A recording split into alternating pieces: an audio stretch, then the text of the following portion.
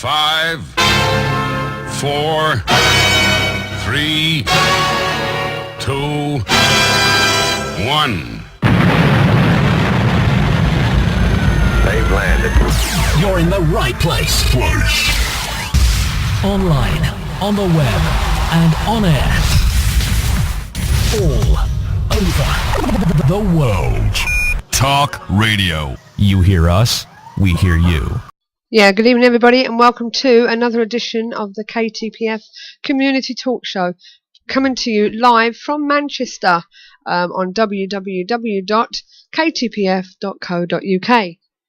My name's Suzanne. I'm Steve. And tonight we are talking about the Bermuda Triangle. We'll come back to that in a minute, but before we do, we've got Emma. She's with us at the moment. Hi. And Chris will be with us Here in he a is. while. This is Chris. So it just popped out of the room for a minute. And so, yes, we're talking about the Bermuda Triangle. Now, this is a region of the west part of the North Atlantic Ocean in which ships, planes and people are alleged to have mysteriously vanished. It's been quite popular for quite a few years now, and basically back in the days of Columbus, it started to be reported that even Columbus himself, Christopher Columbus, I should say, reported strange lights and strange compass readings when he was in the area back in 1492. Okay, and in 1609, the Sea Venture got wrecked during the first attempt to colonize Bermuda, and we're going to talk about even more of these things that have happened in the Bermuda Triangle. But between 1945 and 2008, 129 planes have disappeared. That's just 2 a year, working on a percentage. Despite hundreds of planes, ships and pleasure craft that go through the triangle. So why does it affect some and not others? Well, tonight we are going to talk to a young lady by the name of Cary Trantham. Trantham. We'll get it right in a moment. Cary Trantham. We're going to talk about her experience of the Bermuda Triangle that she did when she flew through the Bermuda Triangle in 1995. It's a very interesting story, isn't it, Steve? It is indeed. So yes, so we'll be talking about that, but we'll also be asking her about the latest report. We had it in the Daily Mail back in February that as far as the National Oceanic and Atmospheric Administration are concerned, it's official. The Bermuda Triangle is a myth. Yes, the US Navy doesn't recognise it, and insurance companies don't charge you any more for going through it. No. So they don't recognise it either. And they're basically saying that it's down to the weather conditions that happen during the time, and they're saying it's just down to the weather conditions, the foul weather, the poor navigation involved. So are they saying it's down to the people that's doing this? That and Mother Nature, yes. Yeah. I have a few things that could have caused disappearances here. Okay. Okay. The first lot is mainly for shipping. It's a very deep area, deep trench there, and they're saying deep trench and whirlpools can cause the ships to be sucked into whirlpool and sunk. Methane gas. Yes. And they've proven it in tanks with small models and things that a bubble of methane gas can actually sink a ship. Pirates, of course. Okay. There's rogue waves. They are actually recognised now. Even these space stations have noticed waves up to 95 feet high. 95 feet high? And these are not tsunamis, these are waves. Yeah. Yeah. Okay, there's water spouts, tornadoes, cyclones and hurricanes, of course. And if you want to go from a supernatural version, how about this one then? Go on then, talk to me. Edgar Coy's Giant Crystal of Atlantis. Okay. His reading of the Bermuda Triangle told about a huge laser crystal that was a powerful weapon that was also used as guiding energy source for Atlantean aircraft. Goy said the crystal was submerged underneath the water of the Bermuda Triangle. He stated that on clear days when the water was calm and the sunlight hit the crystal and activated it, the crystal's being disrupted electronic equipment and was responsible for the disappearances in the Bermuda Triangle. I see. So it is a mysterious place. Even Barry Manilow sung about it. Excuse me, yes, he did indeed. But how about this one? Okay. UFOs and USOs. USOs. Yes. Unflied submarine objects, is it? Submersed objects. You got it. I see this bit says about Christopher Columbus seeing the strange lights on the horizon, and referred to the Bermuda Triangle. He later saw a round glowing object submerged into the ocean.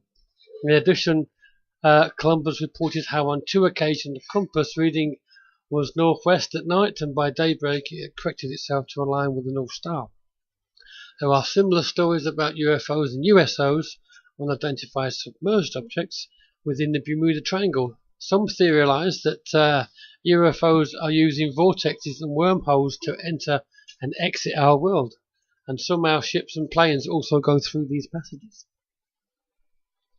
Well, we're going to find out. Well, if they flew through, if Flight 19 flew through, it would explain why Steven Spielberg brought him back on the Close Encounters job.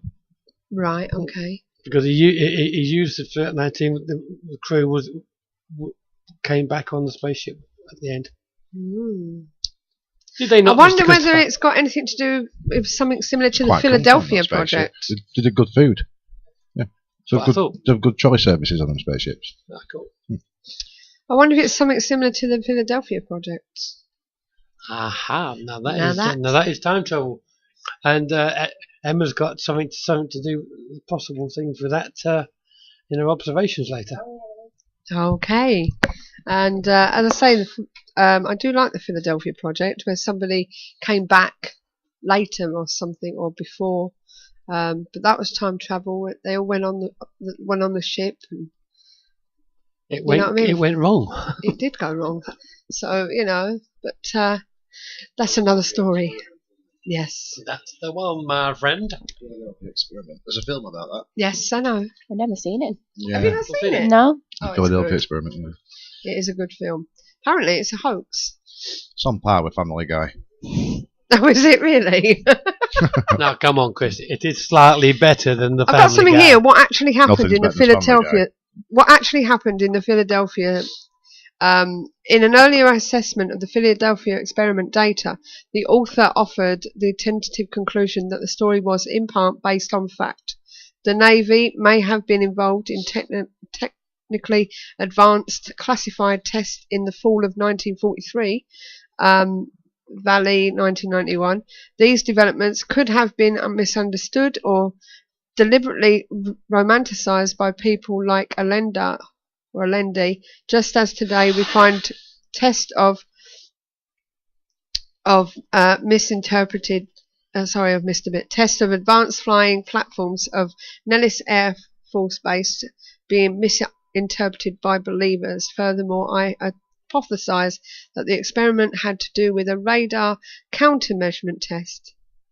That in the story, he said, people come back being older or younger than, older than what they were.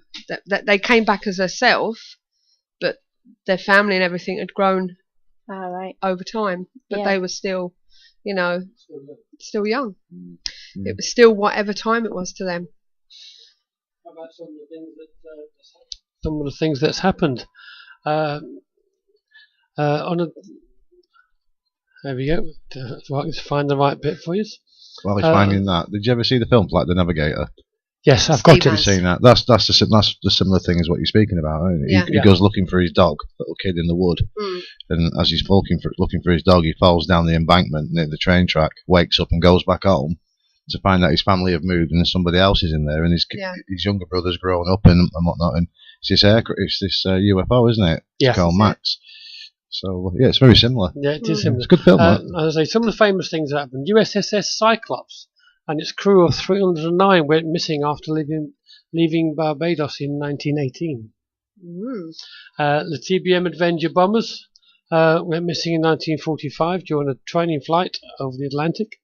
That would be Flight 19. A Douglas DC-3 aircraft containing 32 people went missing in 1958.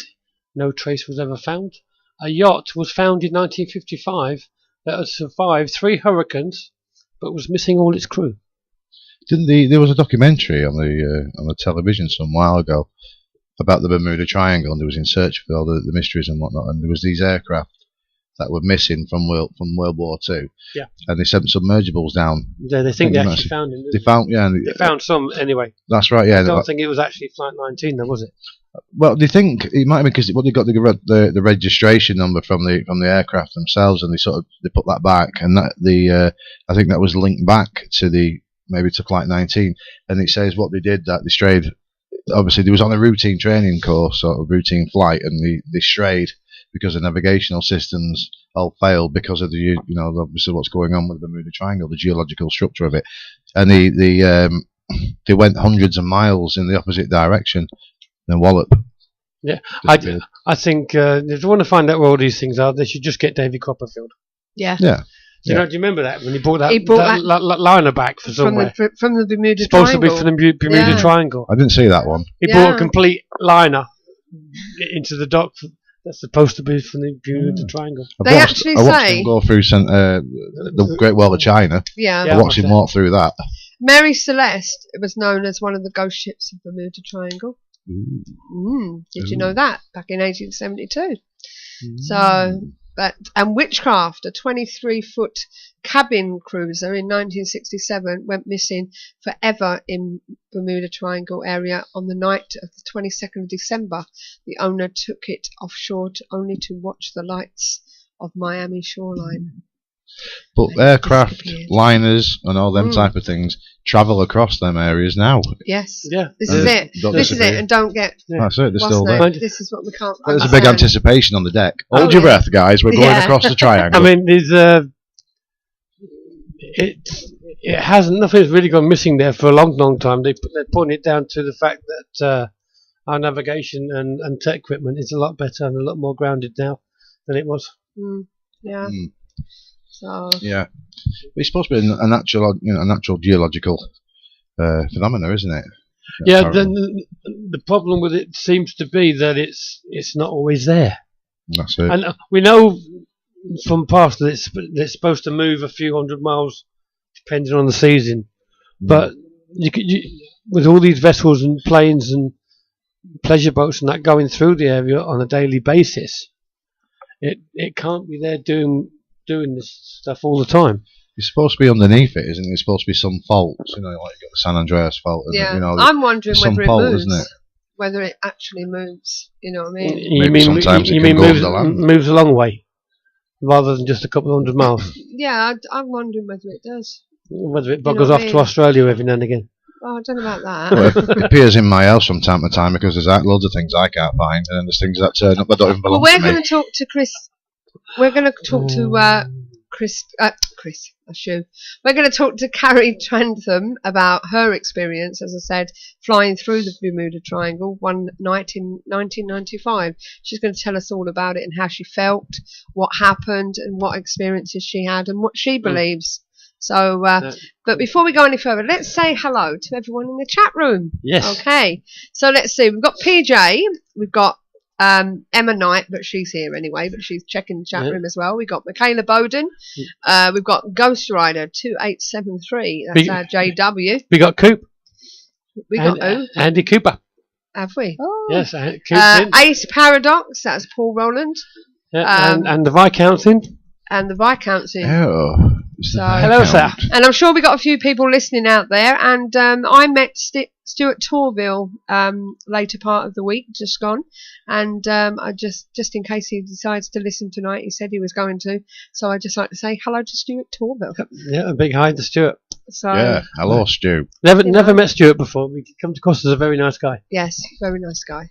He's a very, very nice guy. He's a very, very nice man. A very, very, very, No, very he's nice not that guy. nice, Chris. Oh, yeah. Please, love. Are you sure? That's what Emma said. All right. Okay. I don't know. So yes, it's going to be a good evening tonight. As I say, I've spoken to Cary before on another show, Zone Unknown. We did. We listened to her story, and it's so fascinating. So it's Yeah, I do have the link to the story as well, so I can Do put ya? it on for. that's all right then. So okay, so how many observations have you actually got? She has 6. I have 6. Yeah, I'll get Are them they up long now. ones? One's long, the others are not quite so much. Right. Okay. Let's see whether you can. Let's see how many you can done get in in. 11 Yeah, minutes. I'll see. Okay. An American Mothman in London. Have you ever encountered a large owl? No, I'm not talking about the kind that Walt Disney beat to death with a stick. I'm talking huge. The summer of 1976 has gone down in British history as one of the hottest on record. It's not just the searing temperatures that mark it as a memorable one. That year there were many strange sightings of UFOs and other unexplained incidents, which bewildered and terrified many people.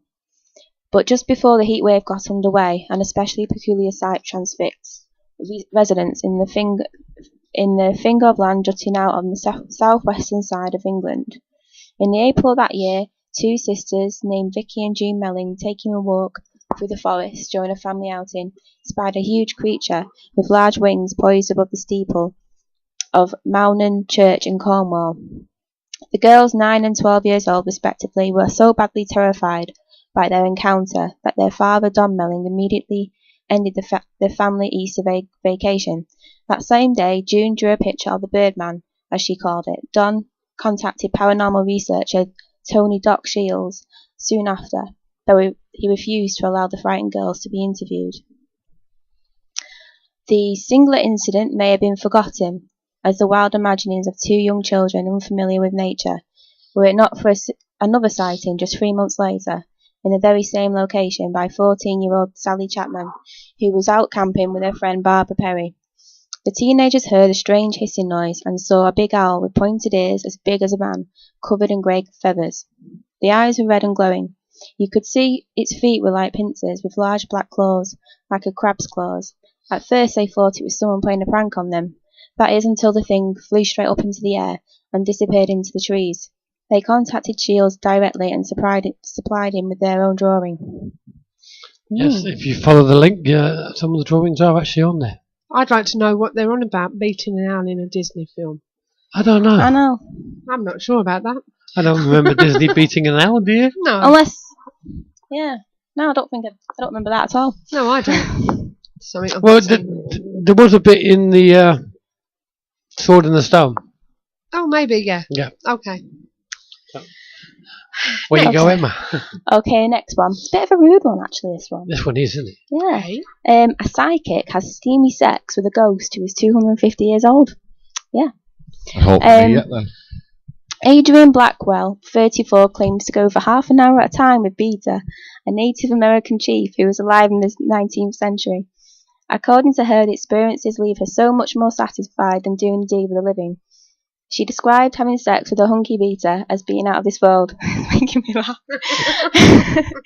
It is like being on another planet, something much more than anything humanly possible. My first experience was not scary, just strange. It felt new, but at the same time something that felt very old, as if I'd done it before. I remember Beta getting into bed and holding me, but when I looked up, nobody was there. Then I felt him get on top of me like a warm blanket covering me from head to toe. It was like having sex with our whole bodies. No part of my body was left untouched.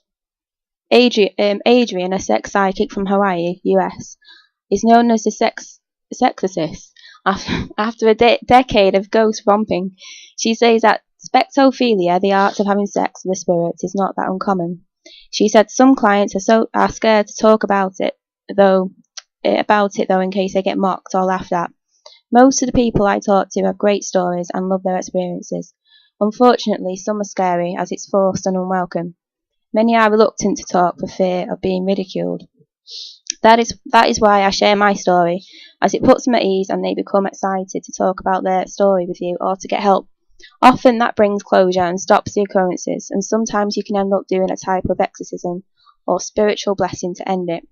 According to her psychic powers, Adrian and Beta are said to be husband and wife back in the 1800s, but it was not meant to be, for the couple ended their 12-month relationship. Adrian now says she's looking for a human relationship and is hoping she can make Beta a thing of the past. When you say beta, is that like it's a prototype? Maybe. You know, the first of Maybe. its kind, you know, like beta. Was his last name Max? Beta Max. It doesn't go into that much detail. It must be No. Beta Max. It sounds No. like a top loader. Oh. Ta-da. Moving on. Yes, you are informed to that. Okay. She said that Viscount said, are they really having sex or is it all in their imagination? Well, it's all in something by the sound of could be a things. bit of both. Yeah. Hmm. Okay then. Okay, moving on. Is there a Bermuda Triangle in space? Astronauts report a region in space above Brazil where their computers routinely crash and instruments fail. There is a bizarre region in space just above Brazil in Earth's orbit where computers on the International Space Station routinely crash. Telescopes and satellites malfunction, and astronauts report seeing strange lights flash before their eyes. Although the region is technically referred to as the South Atlantic anomaly, some have taken to calling it the Bermuda Triangle of space. However, unlike the mythical Bermuda Triangle, which is the National Oceanic and Atmospheric Administration has officially debunked, there is nothing mysterious or unreal about the Bermuda Triangle of space. Scientists acknowledge that it exists and have begun to map out its boundaries. The anomaly is part of the Van Allen radiation belts, a ring of trapped solar radiation between 1,000 and 6,000 kilometers above the planet's surface. The reason it exists is because the Earth's magnetic field is not uniform. There are weak points. One such weak point exists where the BTS sits. Radiation from space is able to penetrate relatively close to the Earth's surface. Recently, a team of Italian scientists were able to better calculate the boundaries of this phenomena by reanalyzing the data recorded by a decade-old satellite called Beppo-SAX, which is routinely passed through the region. They found that radiation levels in the lower layer of the BTS were much less than in the upper layers, and that the anomaly was slowly drifting east. Each year it edges about 34 kilometers closer to Africa, which means that by 2114 it should be centered somewhere near the coast of Namibia. There you go. We have a second Bermuda Triangle up there in But space. that could explain the Bermuda Triangle. If the space one is to do with gravity and magnetic fields not being uniform, and radiation, yeah. and radiation not being uniform, maybe that's the same thing, because the magnetic field is not normal there, and it drifts around. Yeah, well, the Earth's magnetic field does fluctuate quite a bit. Okay. I like this one. Time travel or alien technology. Ancient Greek artwork at the Getty Villa in Malibu shows what appears to be a laptop computer with USB ports. The piece is dated back to 100 years BC. It is described as depicting the gravestone of a woman with her slave child attendant. The object looks exactly like the laptops in use today, and the person it is being held for seems to be using a touchscreen or accessing buttons at the top of the screen. Could this be evidence of time travel, or could the ancient Greeks have had access to alien technology that was similar to technology we use today? The image is intriguing and makes one wonder about the possibilities. Maybe the technology we've got today is from the alien technology. How microwave suddenly appeared, Bluetooth suddenly appears. There you go, Chris. Chris Andrews suddenly appears. Oh yeah. Pictures. So what's next then? It does look like it, doesn't it? It does look like it. Is A that the monster long one, black yeah? hole. We've got that a the long one? I think That is a long one. it is a long one. Okay. I don't know if there's a short one afterwards. I could read that. I think there is, yes. Yeah, I'll have a look. Right.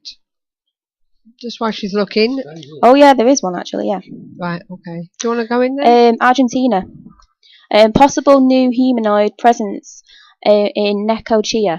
Investigation is underway because witnesses are speaking of the strange presence of a humanoid type being in the beaches of Necochea on the 20th of May 2014. It was seen from an apartment in the coastal area at the beach resort itself. It moved along the beach near the water before vanishing abruptly. Before this, it appeared to fade away, as parts of its body would disappear. It should be noted that this was an extremely cold evening and there was no one walking around the shore. On Sunday 18th of May, other people also witnessed a strange man-like figure heading to the sea to illuminate his sight at the water's edge. The sighting was also made from an apartment facing the shore. About 10 o'clock that cold and rainy night, whatever it was headed into the sea and vanished along with the white lights on the beach. I've seen a lot of videos of these humanoid, I suppose, people, really, shaped beings. I don't know what they are, flying through the air and in South America. It's been really strange.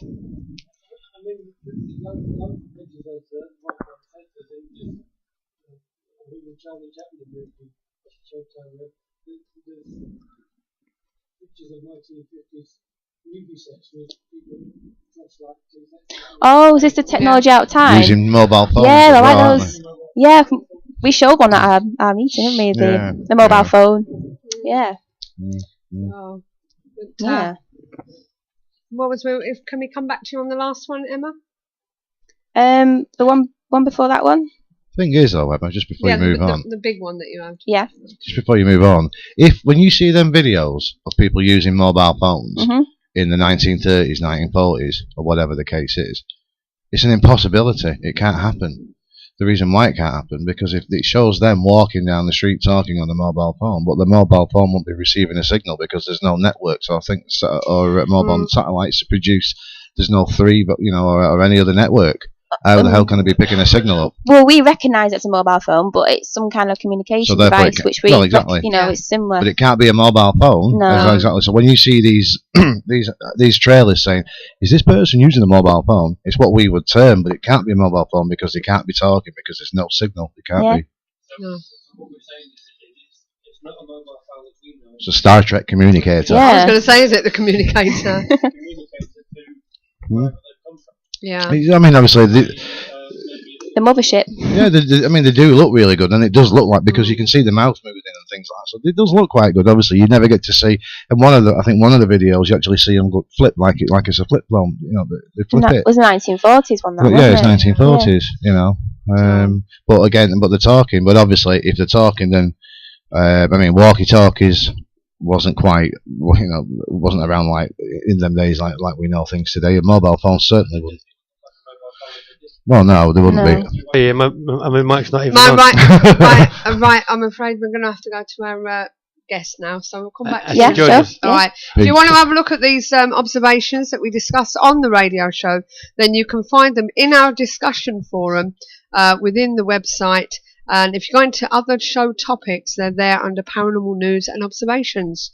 So just thought I'd let you know that. Okay. So we're going to get our guest on the line, and just to go back to what Emma was saying about the Bermuda Triangle, NASA engineers simply shut down the Hubble telescope as it goes through the SAA to protect its equipment.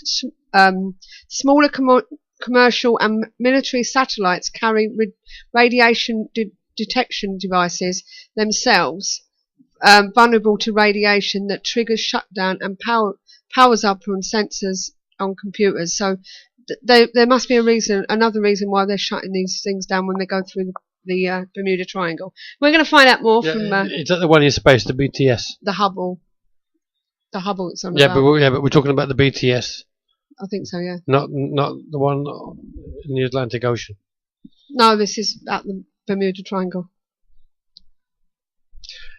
Never mind. I'll just go to our listener. We'll go back to it later. That's because the Hubble doesn't bloody move. Oh, I don't know. Right, ladies and gentlemen, we are contacting Cary now and find out what's going on. Hi, Cary. Hi, dogs. Hi, Cary. Hi, Can you hear me okay? I can hear you. Can you hear me fine? Yeah, that's fine. I can't. You can't see me at the moment because I'm saving bandwidth just in case it goes wrong. Okay, but I'm seeing you and hearing you perfectly. Okay. Good. Right. So Cary Trantham, is that how you pronounce your name? Yes. Yes. Now, you are a survivor, basically, of the Bermuda Triangle. Well, that's kind of what they think. And So, what do you think? well, I definitely survived. Right. Okay. And I'm very thankful for that. It was a very, very scary experience. Yeah. Okay. Well, would you like to take us through it? Tell us how, what happened and everything. Well, it was a flight up to Daytona Beach to see my daughter, and it's a flight that I had flown several times. And I was living in the Florida Keys at that time, and it started out fine. And what's interesting is that one of the pilots that I was flying out of the Key West Naval Air Station, I was belonged to up there, and one of the big jet fighter pilots told me once that there's a dead airspace between the Florida Keys and the mainland. And I had always, every time I flew, I always thought about that conversation that we had. And he says, well, don't worry about it, just keep flying or climb a little higher and you'll make radio contacts, so nothing to be worried about. And I always thought that was kind of strange, a dead airspace. What the heck is that? So, but anyway, I was flying up to see my daughter, and I landed in Norman Beach. We went shopping, and I did everything I needed to do by filing a flight plan and everything else to go back to the Keys. And I was flying. I had to change my flight plan because there was some stormy weather moving in a front coming into Florida, so I had to change my flight plan from the way I flew, because I flew directly across the Gulf to Naples and then across Florida to the coastline and then up to Ormond. I was doing my thing, and I noticed it was I was ahead of the storm. I wasn't worried about that, and it was way behind me. And I was flying along, and then all of a sudden it was just like somebody threw a blanket over my airplane. It was like totally in the dark. My instruments, went crazy. I lost my horizon. I just felt like I lost control. Yeah. And then all my flight training kicked in, and it was either get control of this airplane or end up in the Gulf and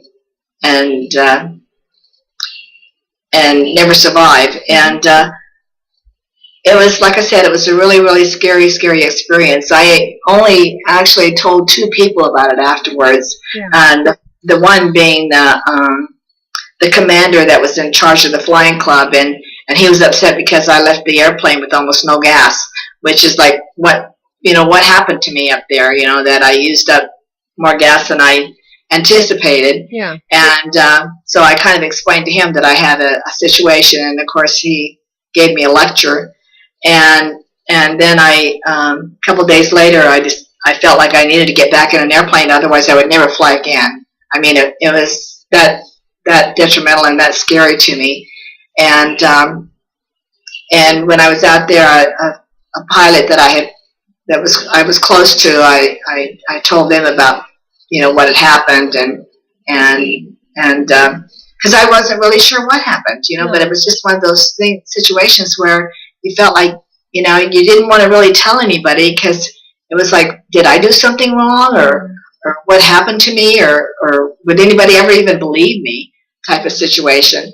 But and then years later, I was having issues because I kept thinking about it, and my husband told me, he says, maybe you need to write it down. So sometimes getting it out on paper gets it out of your system. So that's what I did. And then next thing I knew, it was suggested that I submit it for publication, and I did, and it was published. So that's about it. And that's your book, isn't it? Which is called, what's it called? The magazine that it was published in? No, yeah, but you've written a book, haven't you? Oh, yes, I have. It's actually a novel. It's the Bermuda Triangle Pathway to Atlantis. And after my article was published, I was on several documentaries, and I heard all these theories about what causes the Bermuda Triangle. So I got to thinking about it, and it's like, and I'm a big fan of the Science Channel and the quantum, the theory of quantum physics. Once it was discovered, it just like blows your mind. It's like makes almost everything possible, and the fact that scientists have now proven, I guess, in the science labs that there's 10 dimensions, which totally changes a lot of the way we live. I mean, or the way I think, anyway. And so my book is basically on the fact that what happens in the Bermuda Triangle, the disappearances, is that they're going over into a parallel universe. And I know people say, "Oh my God," but I think it's totally possible. Yeah. Now I've been told that maybe there's a magnetic fog there, and that's what happened to me. That I flew into a magnetic fog, or the magnetic fog flew into me, whatever. And that's another possibility, I think, of what's going on there. Because in researching my book, The Bermuda Triangle Pathway to Atlantis, I looked up the magnetic force that covers our planet, and it's just freaking awesome. Yeah. Yeah, I believe also within the Bermuda Triangle, you're right there. Your true north becomes a magnetic. Is that correct? I'm sorry. Sounds like she's got the show on. Have you got the show on as well? Because we can hear I'm sorry, I back. missed that. Yeah, can you mute your speakers, your end, as long as you can hear me? Yes, I can. I apologize. That's all right. I was having a little bit. Is that better? Yeah, because we're getting the feedback, you see. I'm hearing myself again. Okay. Well, where you are. There. That's fine. No, I was having a little bit of an issue here listening to you, so. I believe at the end of the day, when you're in the Bermuda Triangle, there's a difference between true north and magnetic north. Am I correct? Yes. Well, that's flying. There's always a difference between the magnetic north, and you're always having to adjust your compass. That's and then there's been discussions about the north and south poles, switching. Yeah. So I did some research on that too. But I get a lot of email, and I got an email this morning from a young man in Pakistan, and he is studying civil engineering, and he says I've studied nature, and of course he thinks that the Bermuda Triangle is because of the magnetic forces, that is another planet that's taking him. I'll read you what he said, which is kind of interesting.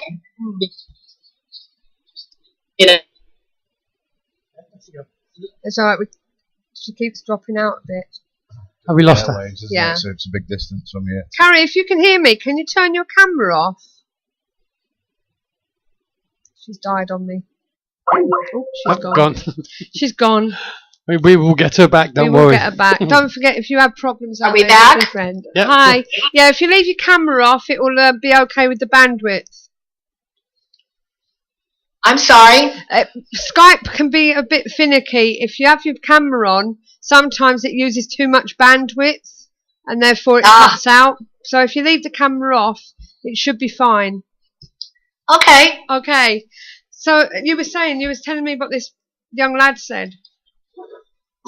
Well, it was I just feel like I can't turn my video off. I guess I'm off, though. Yeah, you are off. Yeah.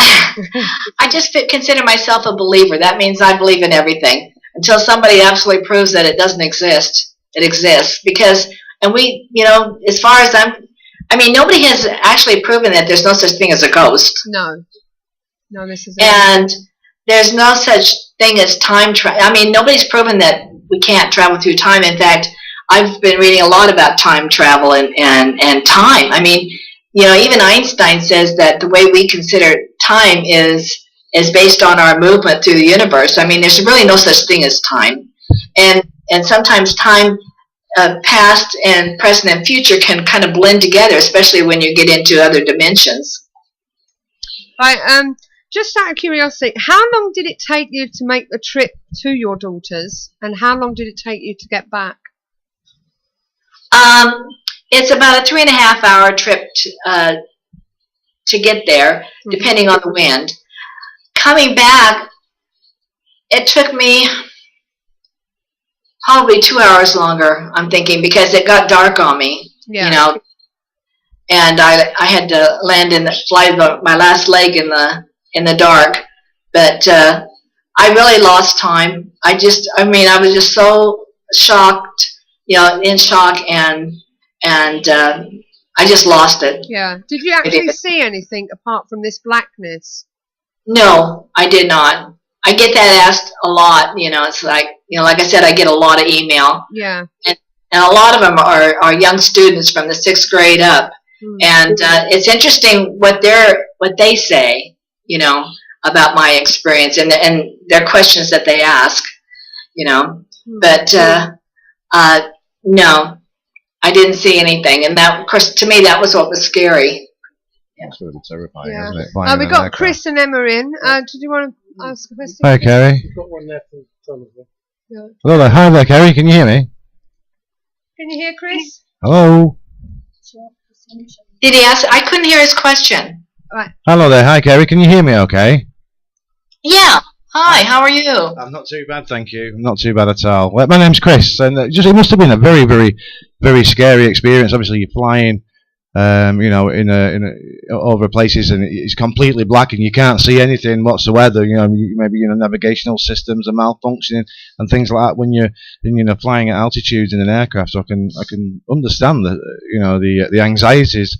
And the fear, that you must have, you incorporated, and I can certainly understand carrying these with you from that day, maybe to this day. I mean, obviously, if you still suffer from these things, but would you ever consider flying? Would you fly back over that in that same area again? Well, that's a common question, and yes, I have.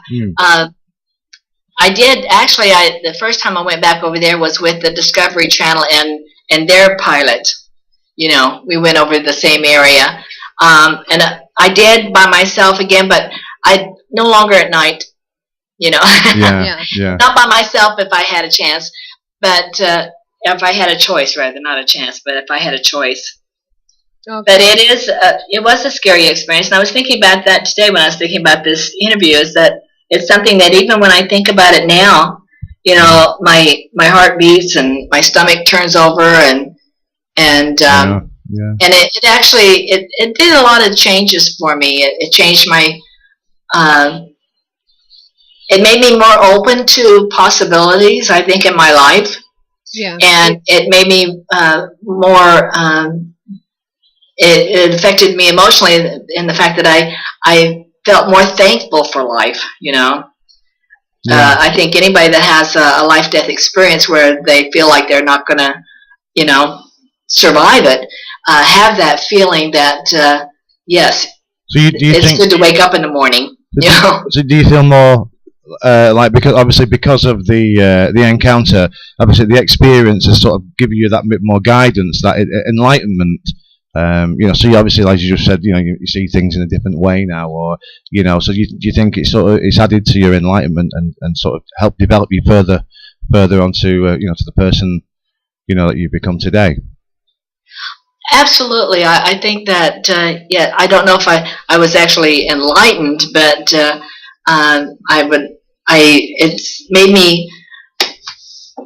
it's made me more aware of how precious life is and how awesome our planet is, and about all the mysteries. I mean, I just look out here over my patio. I live in Boquete, Panama. My view is awesome, and I hear the animals and the experiences I have with the hummingbirds, they come looking for me if they get hungry. I mean, life is just fascinating. And what we experience is just fascinating. And in fact, I have a friend that said that he has a friend that says that Earth is actually the vacation spot for aliens. I thought that was fun.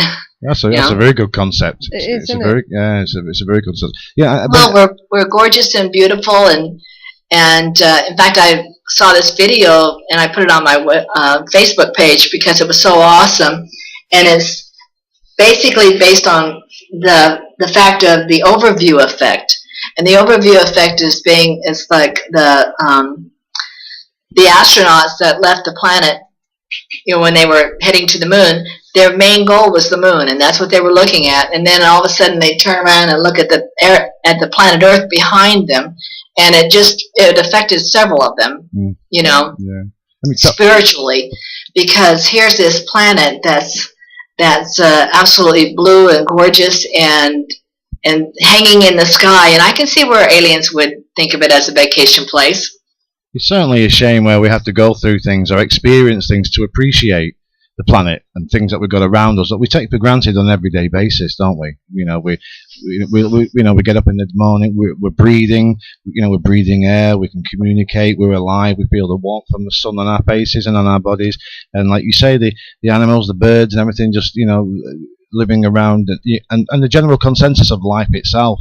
And we often walk around blind with our eyes closed and oblivious to the fact, and we just don't appreciate it enough. And maybe sometimes people do have incorporate experiences, like people have near-death scenarios and experiences on that level, and when they sort of come back and they have a newfound sense of being with life around in general, but very much as you've just been saying yourself there, when with the birds humming and everything like that.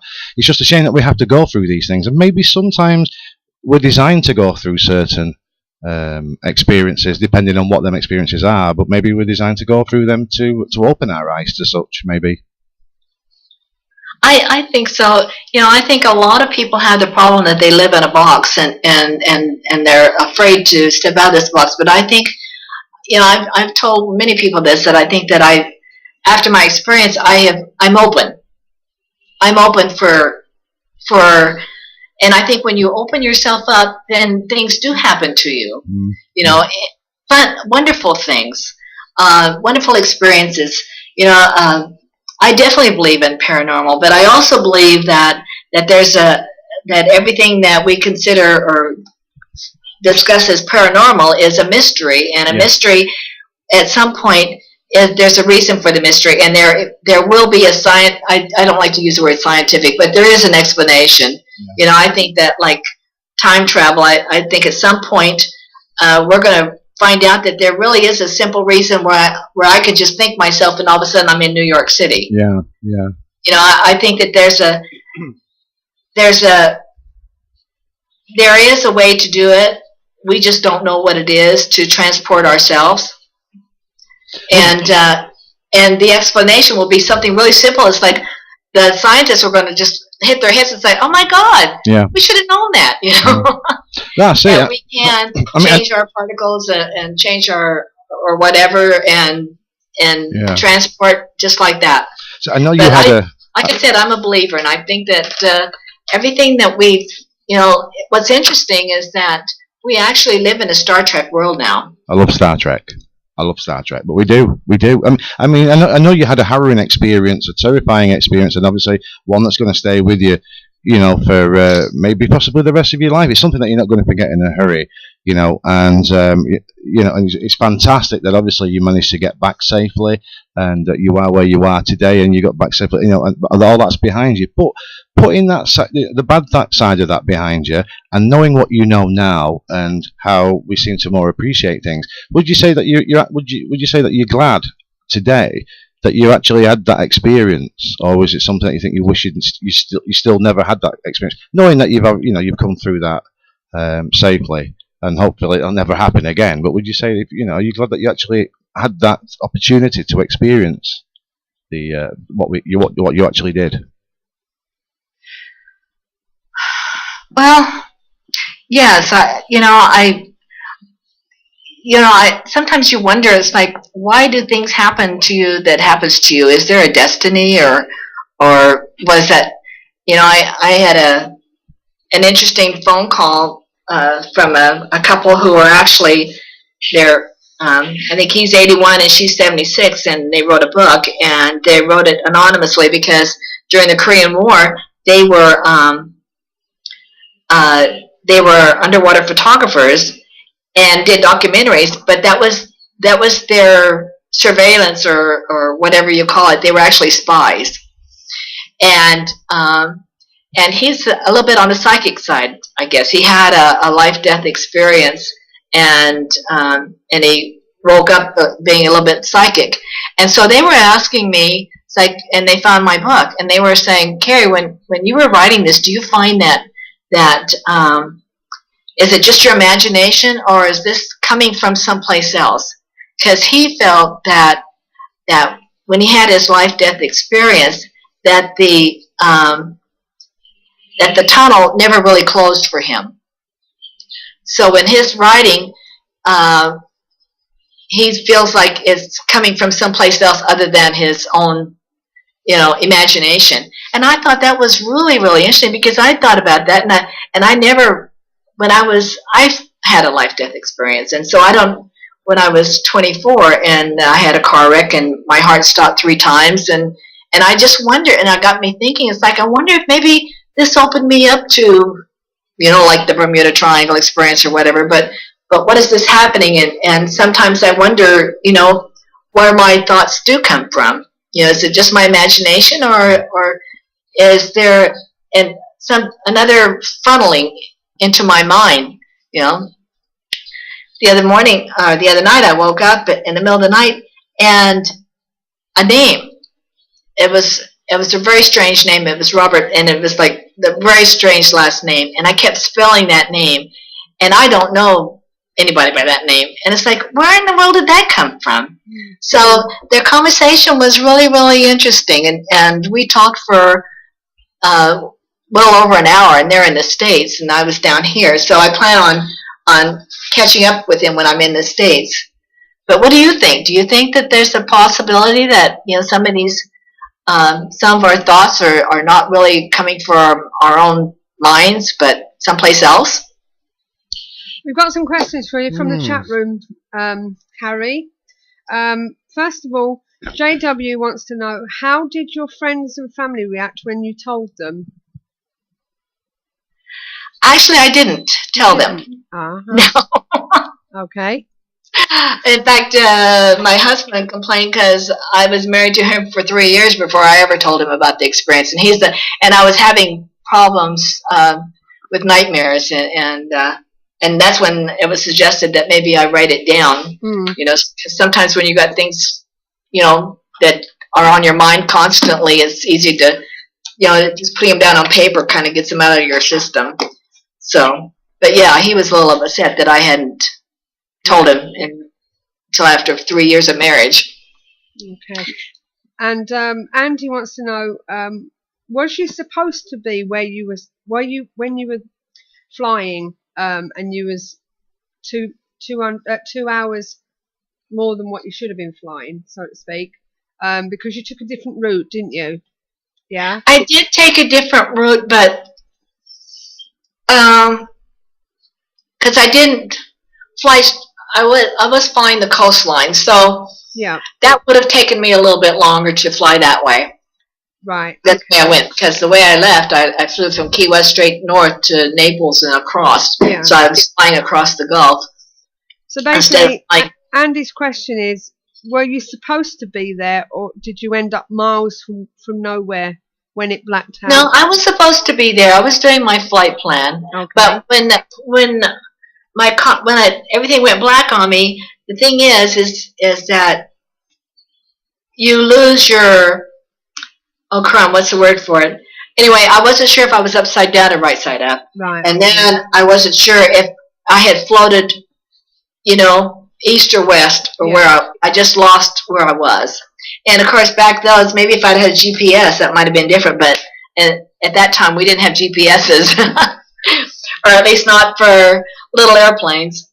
What he wants to know, what makes you think that you didn't black out during flight? Well, that's a good question. I did a talk not too long ago, and I was asked that if maybe I had a blackout, and I honestly don't know.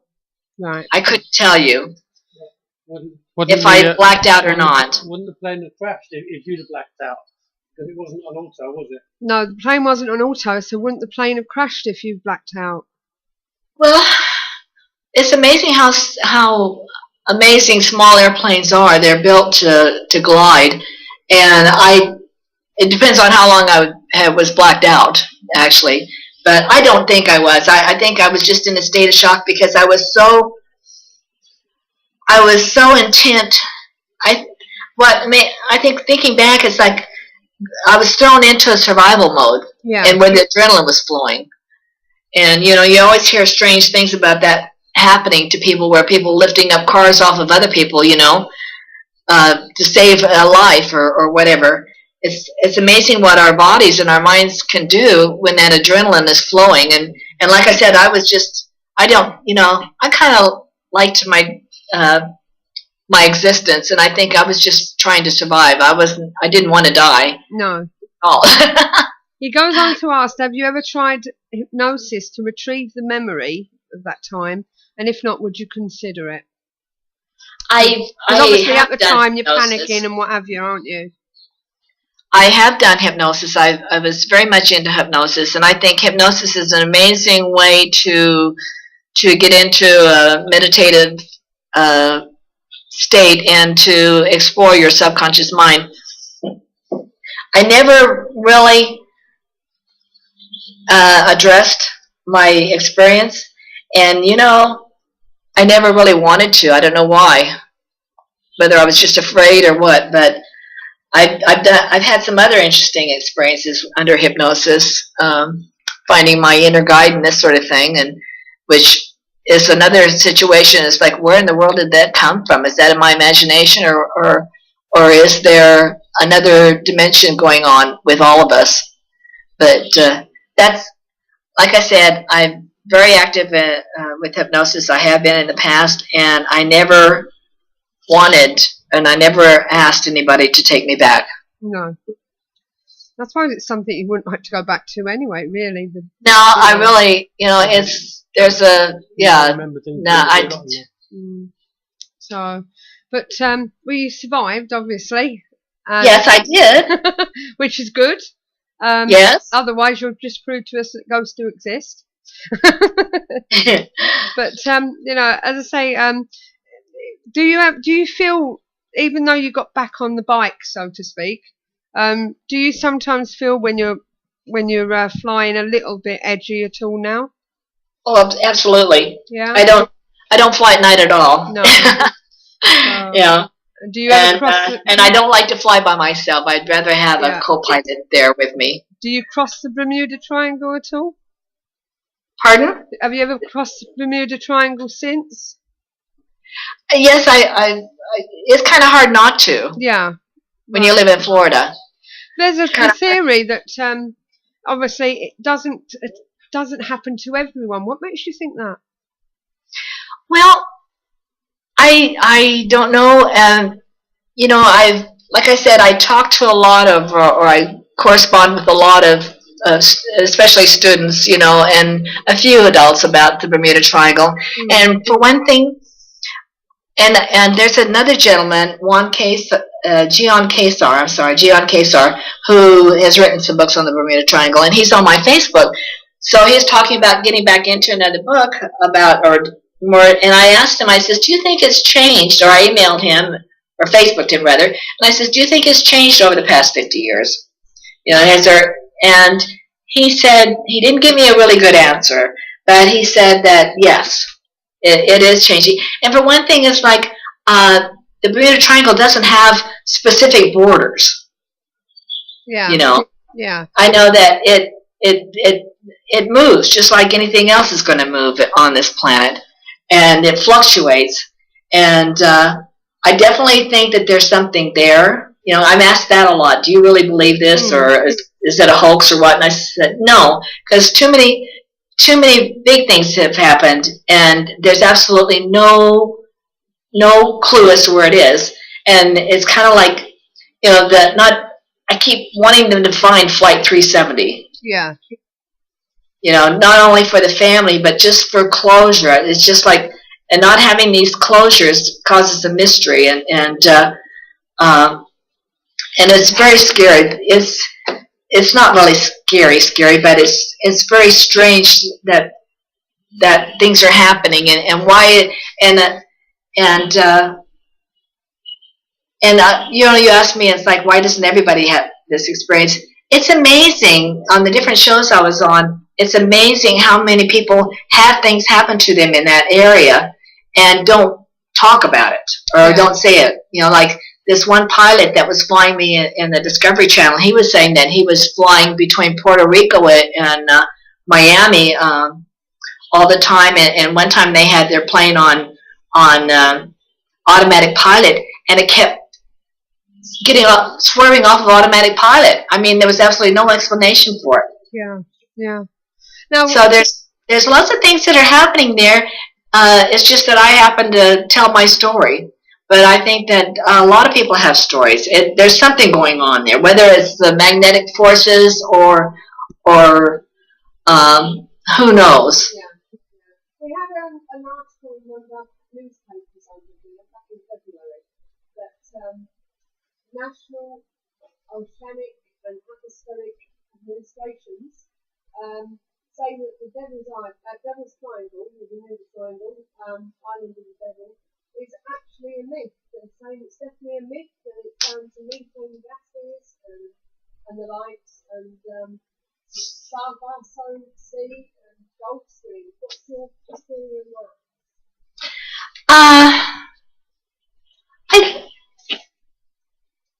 that? The government's doing some stuff there too. Somebody was saying there's under a water sonar and this sort of thing, and maybe they're just trying to hush up. Yeah. I think that there is something going on, and I know I think it's the organization is an amazing one. But I was up in Florida not too long ago, and there were 29 whales trying to beach themselves in Fort Lauderdale, which is in the Bermuda Triangle. Now, why would 29 whales try to beach themselves? And I think that maybe there's something going on with their sonar. Maybe all of our, who knows? Maybe our GPSs and all this stuff is affecting the sonars of these whales and dolphins, which is a scary thing to say. So, and the jet stream is going through there, and the jet stream has moved actually some with the Earth and everything else, all the stuff that goes on with our weather and everything else. But what do I say? I can't agree. Let's put it that way. Right. And the other thing I wanted to ask you is about your book. Why did you call it Pathway to Atlantis? Pathway to Atlantis? Yeah. I think because we can't find Atlantis. People are searching for Atlantis, and they think that it did exist at some point, a civilization that was maybe even more advanced than we are right now. And so I called it because the Bermuda Triangle is an unstable portal to a parallel world, which is where the city of Atlantis went to. That's my whole concept. I kind of liked it. Because there is an explanation, I must admit, that Atlantis is in the Bermuda Triangle. Yeah. Yeah, and actually, in my book, the basis of it is that the people of Atlantis knew that something was going to happen. A big meteorite was going to hit the planet and flood it or whatever. And so they created a parallel universe. They were that far advanced. And I have to, my favorite scientist, can I mention his name? Yes. Michio Kaku. In fact, he wrote a book about parallel universes, and they're definitely a possibility, absolutely a possibility. And so why not? If they're that far advanced than we are, maybe they knew how to create a parallel universe, and that's where they went. And that's what happened is that the Bermuda Triangle, people that didn't survive ended up in the parallel universe of Atlantis. It's kind of a fun thought. They didn't die, they just went to... Oh, where are you gone? Hello? Hello? Oh, it's all right. You just seem to disappear a bit there. I don't know. Well, I think, is that enough questions we've got in the chat room? There is one I wanted to ask from JW. Have you ever been on the show Unsolved Mysteries? No, I've been on a couple Discovery channels about the Bermuda Triangle. I've been on the Sci-Fi and the Learning Channel and National Geographic. Those are the ones. I think that you can go to YouTube and watch my little, where they talk to me about it, but no, not on Unsolved Mysteries. They haven't asked me. No, right, okay. I think somebody thought you might have been on there. So no, so I've been on several, but not on that one. Right, okay. So one last question. There was nothing that actually knocked you off course during this trip, was there? You was on course all the way, would you say? Yes, nothing knocked me off. Well, after my little incident, I didn't know where I was. You know, Right. so I was knocked off course there. I had to get, I had to contact Miami and finally and ask them to give me my where I was. Tell them, you know, because they had my plane on radar, so they knew where I was. I just didn't know where I was, and I really wanted to go home. Right, okay. Pardon? You got a mic? Hi, sorry there. Hi, Cary. Just as a pilot, can I just ask you, is there such things when you're flying your aircraft in the sky? Is there such things like air pockets and things like that, drag that could knock a plane slightly off course? Like if no one's watching it, let's say like driving a car down the road, and sometimes you can hit a pothole or something like that, or a hole in the road, and if you take your hand off the wheel, so obviously the car or the vehicle can veer over. So if you're flying an aircraft and someone's, let's say, not watching it or whatever the case may be, could an aircraft hit an air pocket or a warm pocket of air or something like that, and slightly change the course of the aircraft? Very easily you can get off course. It doesn't take a lot, and if you don't have automatic pilot, I was flying an airplane that didn't have anything but a magnetic compass, and it's very easy to get off course. Absolutely. Yeah, no, I appreciate that. Thanks very much. Okay, thank you. And on the subject of autopilots, did your plane have an autopilot? No. Right. Do all planes not have an autopilot? A lot of the small planes don't have autopilot. Right. Okay. I'm not Yeah, a pilot. my little airplane didn't. Like I said, it had a magnetic compass and a clock. You know? Okay. So obviously the magnetic field that was in the area that caused things to go a bit haywire. Just to clarify everything, and it was obviously during the Bermuda Triangle, and it gave you an experience that you'll never forget. Absolutely. Okay, well, thank you for coming on the show, Cary. Thank you for the questions in the chat room, and for Chris. We're really pleased we've got you on after all this time. Thank you for taking your time to come on. Okay, and I'll leave you to enjoy the rest of your day. Okay, thank you so much, and I've really enjoyed it. Thank you, Cary. I have to say real quick, I worked with a gentleman from Manchester when I about 20 years ago, I was working in Germany, and he was a hoot. Was he? Yeah. He was quite the character, so I'm quite fond of Manchester. All right, okay. Well, thanks very much. I don't actually come from Manchester, but I'm from Manchester. But Chris does. And I'm a hoot. Thank you. Thank you. I actually come from down south, so okay, but I live up here anyway. Well, thanks again, Cary. Please enjoy your flights. I hope nothing happens to you again, and every success with your book. Thank you so much. I really appreciate it. Cheers, Cary. Goodbye. Cheers. Bye-bye. Bye-bye. Bye-bye. Well, there you go. That was Cary Trantham. Yes. And her story, as she remembers it from flying through the part of the Bermuda Triangle. Anyway. Yeah. So it's all right. I'm trying to read some of the stuff that's in the chat room. too busy hours, too many hours there for me to read it. Yeah, but There was a bit of a debate going on in the chat room, so, There was always debates, which is going on. good. It's Yes. good. Yeah. People getting on in the chat room, but, at least Kerry could put that debate to bed. Yes, she can. shouldn't be no name calling though. If anyone's calling names like whoever said ridiculous and things like that, it's friendly. It's friendly. Keep Keep the it friendly. paranormal friendly. But we had to get that debate sorted, and Opinions there's the are answer. So opinions. should be all happy there, guys. Now, Well, I'm glad you saw that anyway, because I didn't see it. I saw the tail end of it or somewhere. I didn't see him being called it, but he said he No, didn't like me being neither. called it. But that's the bit I saw. that's about it. But at least that's sorted now. So so we that's should good. all smile and Just to let you know about this article that I found that was dated in February this year. Basically, it says that it's official. The Bermuda Triangle is a myth. After decades of speculations that aliens, black holes, vortexes, and evil Atlantis influences were responsible for the disappearance of dozens of ships and planes in the Devil's Triangle, the National Oceanic and Atmospheric Administration has set the record straight. I don't know how they can, to be honest with you.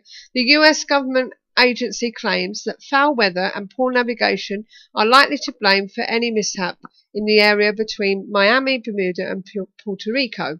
There is no evidence that mysterious disappearances occur with any greater frequency in the Bermuda Triangle than any other large, well-travelled area of the ocean, the agency states on its website this month. Yeah, that was back in February. Ben Sherman, spokesman for the NOAA's National Ocean Service, told Sun Sentinel the agency wrote the story as part of an educational program where it responds to readers' questions. Their comments are based on scientific evidence from the US Navy and the US Guard, which don't recognise the existence of a so-called Bermuda Triangle as a geographic area of specific hazards to ships and planes. In a review of many aircraft and vessel losses in the area over the years, there has been nothing discovered that would indicate that casualties were the result of anything other than physical causes, the military branch said. Follow on. According to Gizmodo, the Bermuda Triangle's bad reputation started with Christopher Columbus' October the 8th, 1492 log, in which he noted weird readings in the area. But it wasn't until the 1950s that some of the more outrageous theories and superstitions emerged. The legend kicked off with an article written by Edward Van Winkle Jones, who published the Associate Press. Jones reported several instances of disappearing ships and planes in the Bermuda Triangle, including 5 US naval torpedo bombs that vanished on December the 5th, 1945, and the commercial airline Star Tiger and Star Ariel, which disappeared on January the 30th, 1948, and January the 7th, 1949, respectively. He said about 135 individuals were unaccounted for, and they all went missing around the Bermuda Triangle, swallowed without a trace. In January last year, Italian fashion hair Vittorio Missoni and 5 other passengers went missing while flying from the island of Los Roques to a Venezuela capital of Caracas. It was claimed that they were victims of the Los Roques curse, a paranormal phenomena that has been compared to the notorious Bermuda Triangle. According to NOAA, they say they don't believe in such myths. The agency declares that claims The agency claims there are many other reasonable explanations, such as methane gas, eruptions from ocean sediments, and overwhelming vessels. Also, they contend that hurricanes and tropical storms, which frequently churn through the triangle, are more likely explanations for ships and planes getting into trouble. Getting into trouble. Remember that bit? The ocean has always been a mysterious place to the humans, and when foul weather or poor navigation is involved, it can be a very deadly place, according to NOAA. They said this is true all over the world. Now, they say that, but then when you look back in time, okay, you have the first one with Columbus. You've got one in 1609, 1812, 1814, 1855, 1872. Everything's gone missing, yeah? Then 1909 right through to 2008, where things have gone missing. They can't actually say. But can I just say, in some cases, missing. In some cases, we're talking about disinformation. Precisely. Because there was one ship that I read about earlier that, according to one Triangle author, the ship was found with no crew. Yes. Wrong. Right. The ship actually blew up, Okay. and the US Coast Guard actually photographed and removed the bodies of the crew themselves. Yes. So they know that was wrong, and yet you've got authors saying that this particular ship was found with no crew. But when they say, things like Cary said about that flight, I can't remember what number she said, but she's hoping that they fight. Is it Flight 19? That's it. Yeah, Flight training. 19. Yeah, training 1945. Flight. She's hoping that maybe they find out what happened to them. But at the same point, if you think about it, if the same thing happened to them as what happened to Cary, where she lost all her instruments and everything, they could have been flying out to sea rather than into shore. Yeah, and they're looking in that particular area. Flying blind, aren't you? They're flying blind, so they could have been flying in completely the wrong direction and just run out of fuel and crashed into the ocean. They could be anywhere in the nation. I mean, how big is the Atlantic Ocean? Well, yeah. I mean, they've only got to be 10 degrees off. Yeah. And they could be anywhere. Needle in a haystack. Yeah. Absolutely needle in a haystack. Well, it is really. And like we said earlier, there's 129 planes have gone missing in 63 years. That's 2 a year. But why and the majority of them are private, small planes with. Well, I hesitate to say inexperienced pilots, but some of them will be. There won't be like Boeing pilots that have been flying for donkey's years, and their instruments are a lot less. What them little aircraft called? Are they called Cessnas or something? You got Cessnas, you got Pipers, you got all sorts. You get a lot of them that seem to hit aviation troubles, and they're coming down, and the light type of aircraft. But as well, if it's a lighter aircraft rather than jumbo jets, maybe also it's got something to do with the velocity and the weight and things like that, and the wind directions and things like. Because they're a lot lighter, aren't they, than a steaming 7 or or something like that, and a lot slower. Yeah, exactly. Yeah, exactly. I mean, you got a 747 going through. They're going 600, 700, 800 miles an hour through there, whereas you've got a Cessna flying maybe a couple of hundred. That's it. Maybe that's the key. So there could be a big the actual speed of the plane. Yeah, big difference there. Yeah, I mean, obviously we're talking completely different when it comes to stuff that's actually on the ocean. Then we're talking about lots of things like I said earlier, whirlpools and single engines there, like PJ said. Yeah. Yeah, so all these factors all take into account, don't they? I mean, there's going to be something. Yeah, but we're talking about very few disappearances when you consider the amount of traffic that area has, whether it be on the sea or in the air. Yeah. I mean, there's hundreds of vessels go through there a day, and yet exactly compared to the amount of people that have gone missing. I think I like a lot of them was like in the war and things like that. You get like the aircraft, the military aircraft, but obviously they was like we've just been talking about. They was a lot lighter, designed to fly fast and things like that. Obviously, aerial combat and things like that. Yeah. And for flying in, doing missions, reconnaissance missions, and head tailing it back.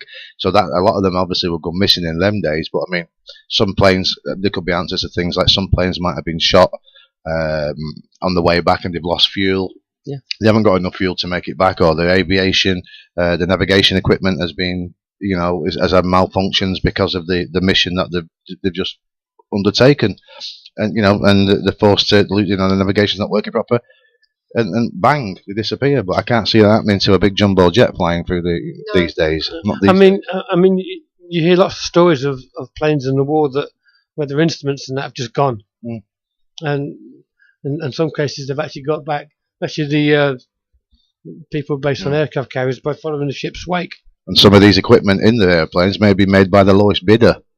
Yeah, as well. They normally manufacturers of the and, actual and they're being made fast in that case during the wartime, so that can be put down to a lot of the mishaps then. It's just different how it was then to how it is now. So it just goes to show there must be something in the technology what we're doing that we've changed it somehow a little bit.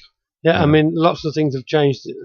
I mean, for a start, we've got GPS now. I think we should go canoeing, kayaking. Yeah, we'll go kayaking in a very lightweight one. We won't use nothing but a compass, and we'll see if we come back in one piece. And if not, we'll have a video camera to see what's going on there. What if you lose the video camera? I'll Skype. Well, because we'll send it to you via Skype. Chris, you might not find us, but we'll make sure you get the camera because we'll tie it to a balloon and send it back home. You know when I said earlier. I'm off now. See you later. Thanks for having me. Oh, it's the wrong show. This isn't. I thought it was a nutty hour. No, do apologise. I mean, with a lot of practice, I wouldn't mind doing it, but you can forget the light kayak. I want fresh water in my canoe.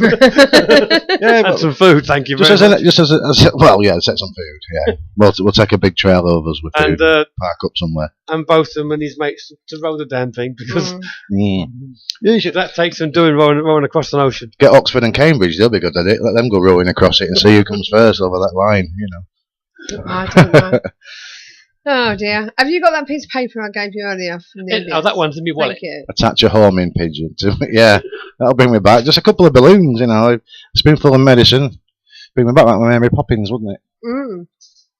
So, Cool things. There you go. Thank you.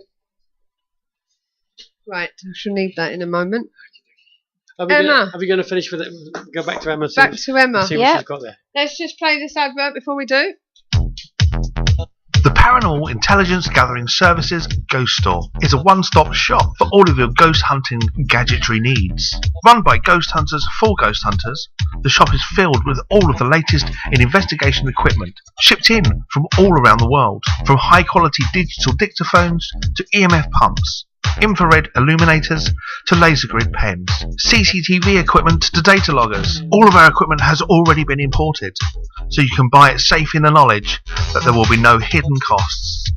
And with our postage promise, you'll never pay more than the actual postage price. So visit www.the-pigs.co.uk/ghost store. Right, okay, and as we said, we're going to go back to Emma for the rest of the observations. Okay, is our galaxy's monster black hole actually a wormhole?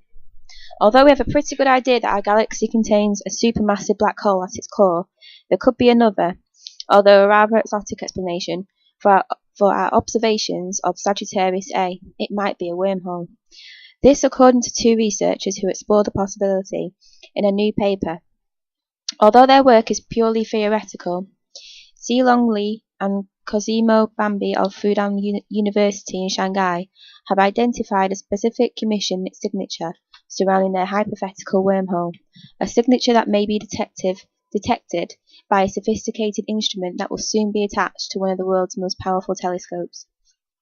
Sagittarius A is a region in the Milky Way's core that generates powerful radio waves, and astronomers have long suspected that it is the location of a black hole, approximately 4 million times the mass of our Sun. It wasn't until astronomers were able to track stars orbiting close to the suspected black hole's event horizon, however, that the supermassive black hole was confirmed to be there. But supermassive black holes are a conundrum. We now know what signature our supermassive black hole generates. Astronomers have discovered that the majority of other galaxies also possess supermassive black holes in their cores. Even when looking into the furthest cosmological distances, at the youngest known galaxies, they also appear to host these black hole behemoths. According to Lee and Bambi, however, to explain our observations of Sagittarius A and other galaxies' cores, a primordial consequence of Einstein's general theory of relativity may be called into play instead, thereby sidestepping this puzzle of how the supermassive black holes grew so big so quickly. While of exotic nature, At least some kinds of primordial WHs, wormholes, can be viable candidates to explain the supermassive objects at the centre of galaxies, they write. These objects have no solid surface, and therefore they may mimic the presence of an event horizon. They would have been produced in the early universe and grown during inflation, so that would explain their presence, even at a high redshift. Galaxies are the youngest galaxies we can observe, where the galactic light has travelled billions of light years, with frequencies shifted to the reddest part of the electromagnetic spectrum. The type of wormhole that can mimic a black hole could only have been formed during the Big Bang, exerting a mass millions of times our sun's mass, possibly explaining why the earliest galaxies appear to have supermassive black holes in their cores. They may not be black holes at all. They could in fact be gargantuan wormholes, linking disparate regions of space and time, though whether they can be transversed would likely remain a mystery. Lee and Bambi have identified a powerful news instrument that could be used to differentiate emissions from space plasma surrounding the Sagittarius A black hole, or hypothetical wormhole. And that's it. Thanks a lot. There we go. So, right. It sounds possible, doesn't it? Yeah. And it would explain how a lot of so-called UFOs can travel such distances. Yeah, well, the theory is if two wormholes, two black holes to create a wormhole. That's how we can do it. Space-time travel. Are we going back to Star Trek again? Yeah, or Stargate. The Stargate. Yeah. Didn't that happen with the one with the lady in charge? What one was that? Oh, that's one that you like. What was it? Captain Janeway or something? Yeah, but it wasn't in that one that they went to a black hole or something? Yeah, it was. Came out the other side in a Nexus or something. Yeah. It got me into watching that. So, as I say, I don't know. It's one of them nights tonight, isn't it? Right, was we just talking about Star Trek there? Yes, okay. Right. Yeah, I was just saying about the theory. Sorry about that, I was typing away. The theory on the black holes being wormholes. Yeah, well, I mean, like I say, they used that theory on that one with Jane, but I don't know what one it is. Well, the last episode in Voyager was called Endgame, and that's how they got back. They got back for it. I mean, obviously they was going through the Delta Quadrant or whatever, looking for the rest of it, ways back, and there was ways back. I mean, but obviously science has said that there is such things as wormholes, or they're starting to believe that there's such things as wormholes apparently. But I mean, I've never seen one, so but a lot of things in Star Trek seem to be coming true in day and age, like communicators, mobile phones, transportation, obviously Bluetooth, things that the tricorders. We have scanners, don't we? Like MRI scanners, and we have all these and X-rays. We haven't quite got it into a little handheld device yet. That'll come in, you look at technology, how we've advanced, evolved from, a couple of years back, 100 years down the line. Where will we be then? We might find, I don't know, what we'll find. But something different to now, I suppose. Well, it's not all floating cars and people living in dome houses like we all thought it'd be. But I mean, we're in the 21st century. We have to adapt as such. And how are them in there? They'll be playing, don't worry. Someone's put 7 of 9. Yeah, I think when 7 of 9 actually came onto it, I think that's when people who hated Star Trek started loving it. Seven of 9. She was the Borg. No, I didn't. Yeah, she was a Borg. That'd be John. He's into all that. Jerry Ryan, her real name is, and she was the one who always wears the silver cat suits and things, or whatever, with a little implant on the side of her head. And everybody came into that, but people started forgetting about all the technological starter thing. Yeah, that's the one. Oh, Kez, no, I wasn't really. No, she turns into a super being. Yeah, Viscount just said maybe we'll find money in Chris's wallet. Well, that's something that is very unpredictable. I mean, you never know what the future holds, but I know from past experiences that's very unlikely. Some things never change. I'm afraid my wallet's like a statue stone tablet, always there but empty. Yeah, Cooper just said the iPhone now has an adapter that can act like a simple tricord. This is it. Like as he's just said there, people have. You got iPhones, you got Android, you got all these type of things, and all these things are being developed They are being made for the phone, but then what we've got to look at as well, what we think, oh yeah, now this is very good, I'll play about with this, but what people need to remember, they're entertainment purposes, but people will take them to the next level and try using these on paranormal investigations and all this type of thing. Oh, I'm just going to try it at my own. I'm getting massive readouts or whatever, and it's and that's not what they're designed for, because they're not the actual phone itself. I mean, obviously they do operate, to be calibrated. They do have compasses on a gyroscope type of thing. But they're not designed for them type of things. Obviously, in the future they will be. Well, let's face it. Right now, you can go out and spend somewhere in the region of £300 for an adapter to go onto your iPhone. Yeah. To turn it into a proper FLIR meter, not just the stuff you get on the apps. Well, you get art monitors and everything but now. The proper thing, so you can turn your iPhone into a FLIR meter with this adaptation.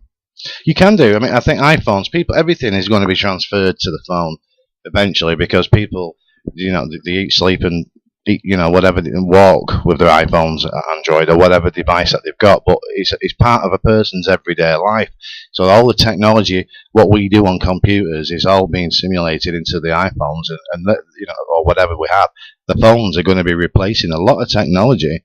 As we go ahead. The only thing that they can't do at the moment is put a little miniature CD inside where you can burn a CD off. But I suppose, I've just invented a new phone. Little USB docking thing on the side. I'm an inventor, so that's my idea. Anybody that's copyright. Thank you. Well, put it this way: if you plug your cable into your computer, you can.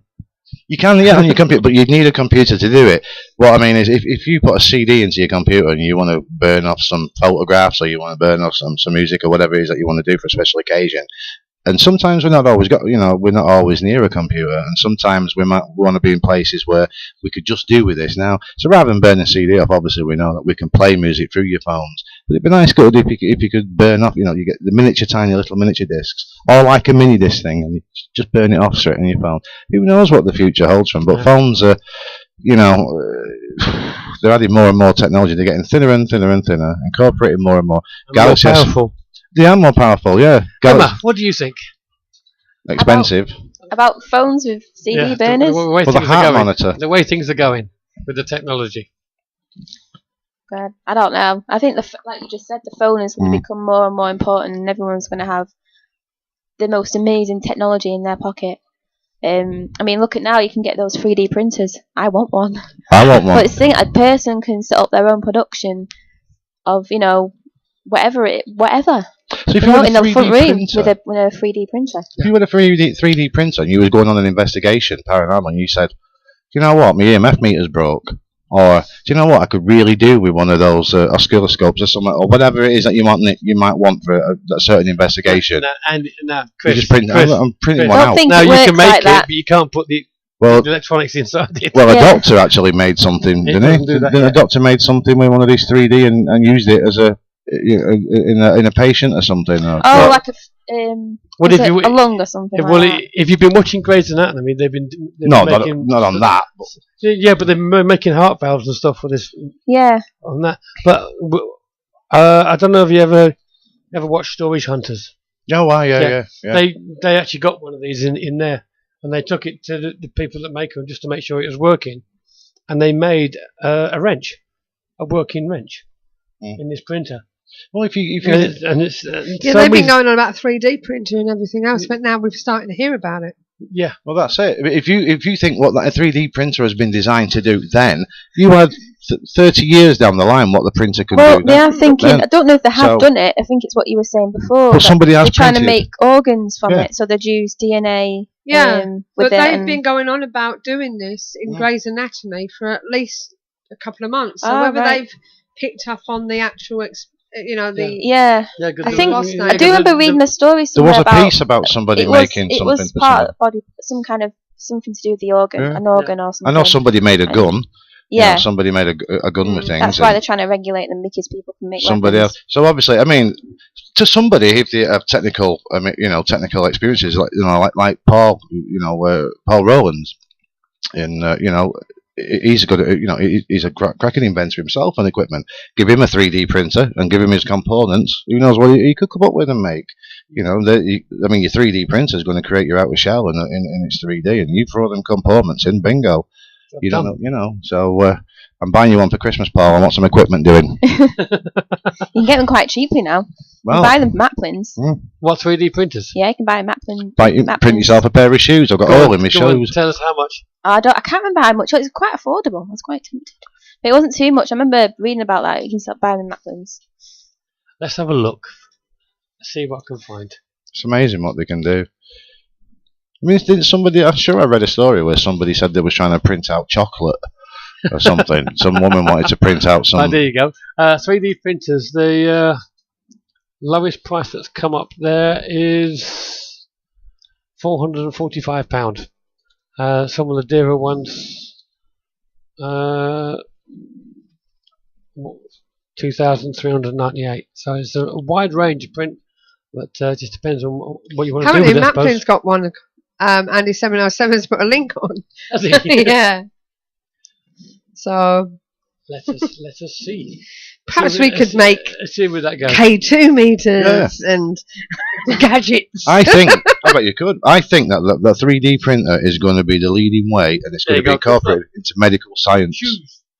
Yeah, exactly what I was saying. But yeah, if I got all in my shoe, but improving your way of life, saving lives, and that's what I think that 3D printer is going to be incorporated into the medical world. Yeah. And rather than having to wait for donations of people having to donate their liver or heart transplants, why wait? Yeah, and that's what that's what I know. It's a program, and it's probably something that's happening in America. Yeah, that's what they're trying to do in the program. Well, the one they got in the storage hunters was all boxed and computerized and everything else. This is the one they're talking about on what's it? Just a plastic cable. But where does this technology come from? Where do we get the ideas? UFOs! Well, I mean, it's all right having somebody walking down the street one, you know what, I'm going to make a 3D printer. It's all right thinking about it, but then calibrating it and getting it to design to do the things that it does. Where does these ideas come from? And then while someone's thought about it, bang, it's there, it's out. Paul said that they do not create metal, they build from plastic. They do. They do.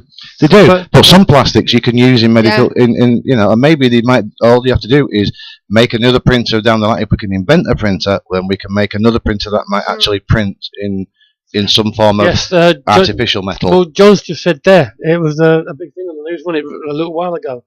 There's in Japan they've got this massive one, and they're actually building houses with it. That's it. They're building the individual walls and like a flat pack. Flat pack houses. So it might come out in plastic, but if you can print in plastic, then you might be able to print in metal, very very fine metal. Oh yeah. Metal filings, metal powder. I don't know how you do it. It's something that can be sort of it liquid can be done. that can be made, at a low enough temperature. It must be able to be done. There's a way. There's got to be a way. Andy 707 said, "I'd imagine it was the U.S. military." It's normally them. And but Viscount said it was designed, believe it or not, in Area 51. Now that I can believe. And John in Norfolk said it's the new MDF. One day when we're old, which isn't far away. Think about it. They're using the 3D printer to do hips and stuff like that instead of metal. Yeah. Well, because you can. I mean, we have titanium, surgical steel, in us anyway. You can replace that with plastic. Exactly, and people have plastic hip replacements, don't they? Or plastic knee joints, leg joints, and things like that. Because they're more versatile, and you can make them more versatile than the bone. They're easier to pin for a start to pin together and piece together, and they're easier. They don't shatter or splinter like bone would and things like that. So I mean, one day, they don't decay either. Oh no, they don't decay. So your bones. You'd never have arthritis in your joints, would you? Yeah, no. I mean, I would suspect the only problem you have will be the body actually accepting it. Yeah, I think it's evolution, isn't it? Over time. I mean, they obviously do something for the body to accept the stuff they're putting in now. Well, they are using organic matter from probably cells and DNA they've taken from the patient. So, I wonder if you could print organic matter. That's what they're doing. Be daft. They're experimenting. No, you can use. They're using DNA to try and replicate. That's what they're looking to in the future to try and replicate. If we can do them things, it tells us there's no boundaries on the human mind. That means we are capable of leaping forward. But the only thing I think is that we leap too quick. Yeah, we do. We jump before we've learned everything. Yeah. I mean, when you're talking about organic matter and stuff like that they are actually looking to get to a point where you can actually regrow a limb. stem cells and stuff like that. If you think about it, they use that same idea in the last Spider-Man, where the guy ended up turning into a lizard, but because he's trying to regrow his arm, but he was using that same technology. Admittedly, it's a film, and to my mind, most films these days are based on something that's actually happening. If you think of all these scientists around the world, especially if Spielberg's involved, he seems to know a lot of stuff. You get all these scientists around the world that spend all that money and all that time and all that ingenuity, and on all the expense for that large halogen collider, in Switzerland underground, and all that expense. You think, take all that away and put it into science or the medical thing. We could cure so much. We could do so much. That collider is something that I don't really agree with, me personally. But the people do. I don't. It's something that I'm not a lover of. A lot of people will disagree with me and say, "Well, I love it. I think it's fantastic." Me, I think not. I think it's people trying to be something that we're not, and I think it's something that can cause more chaos and the problem with that is at some point we're going to end up talking Da Vinci Code, antimatter, black matter, and antimatter. Antimatter. And if you get that far, you can guarantee the moment that becomes possible, if it's not already, the military takeover, and then we've got problems. Well, they say that they can create little minuscule black holes that can't survive more than so many, seconds and things like that. But but these are in stasis. They manage to contain these things. But me personally, I think it's always breaking. It had crumbs in it or something. It had a pigeon in it. There's always something that's breaking. When they first turned that collider on, they switched it on, and they all they all sort of. Docked in case it blew up. A bit, yeah. And then when it was on, they said, "Oh, thank God for that. We didn't expect us all to be here." But why would you go ahead and do something you wasn't 100% sure of? I think it's people overstepping the boundaries. There's certain boundaries, but we'll get to them boundaries in time. I think evolution takes its course, and we're designed to go that way. We will go that way, but I think they're jumping before they can walk, like you say. To my mind, the human essence, so to speak, is built to destroy itself. Well, yeah. There's big singularity and all that, they reckon. We've been made to kill ourselves off. Sorry. No! Bless her. Well, we were boring her then, yeah. It's that kind of thing that, how long can we keep doing what we're doing? Can only go so far. And still survive. There's going to be a point where either we're going to cause something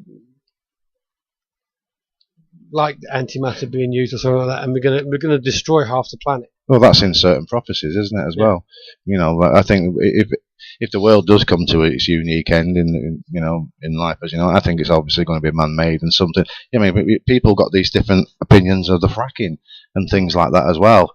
Yeah. I keep away from it. I think, well, I don't really know much about the fracking, but I'm against anything. I know what it's supposed to do, but I don't really want to go into that one. We're going off topic. Fracking. But you're swearing at me. If you think about it, not so long ago, all these things never existed. No, I know. They were all ideas in someone's mind. Exactly. Which is exactly where we're coming from with the paranormal.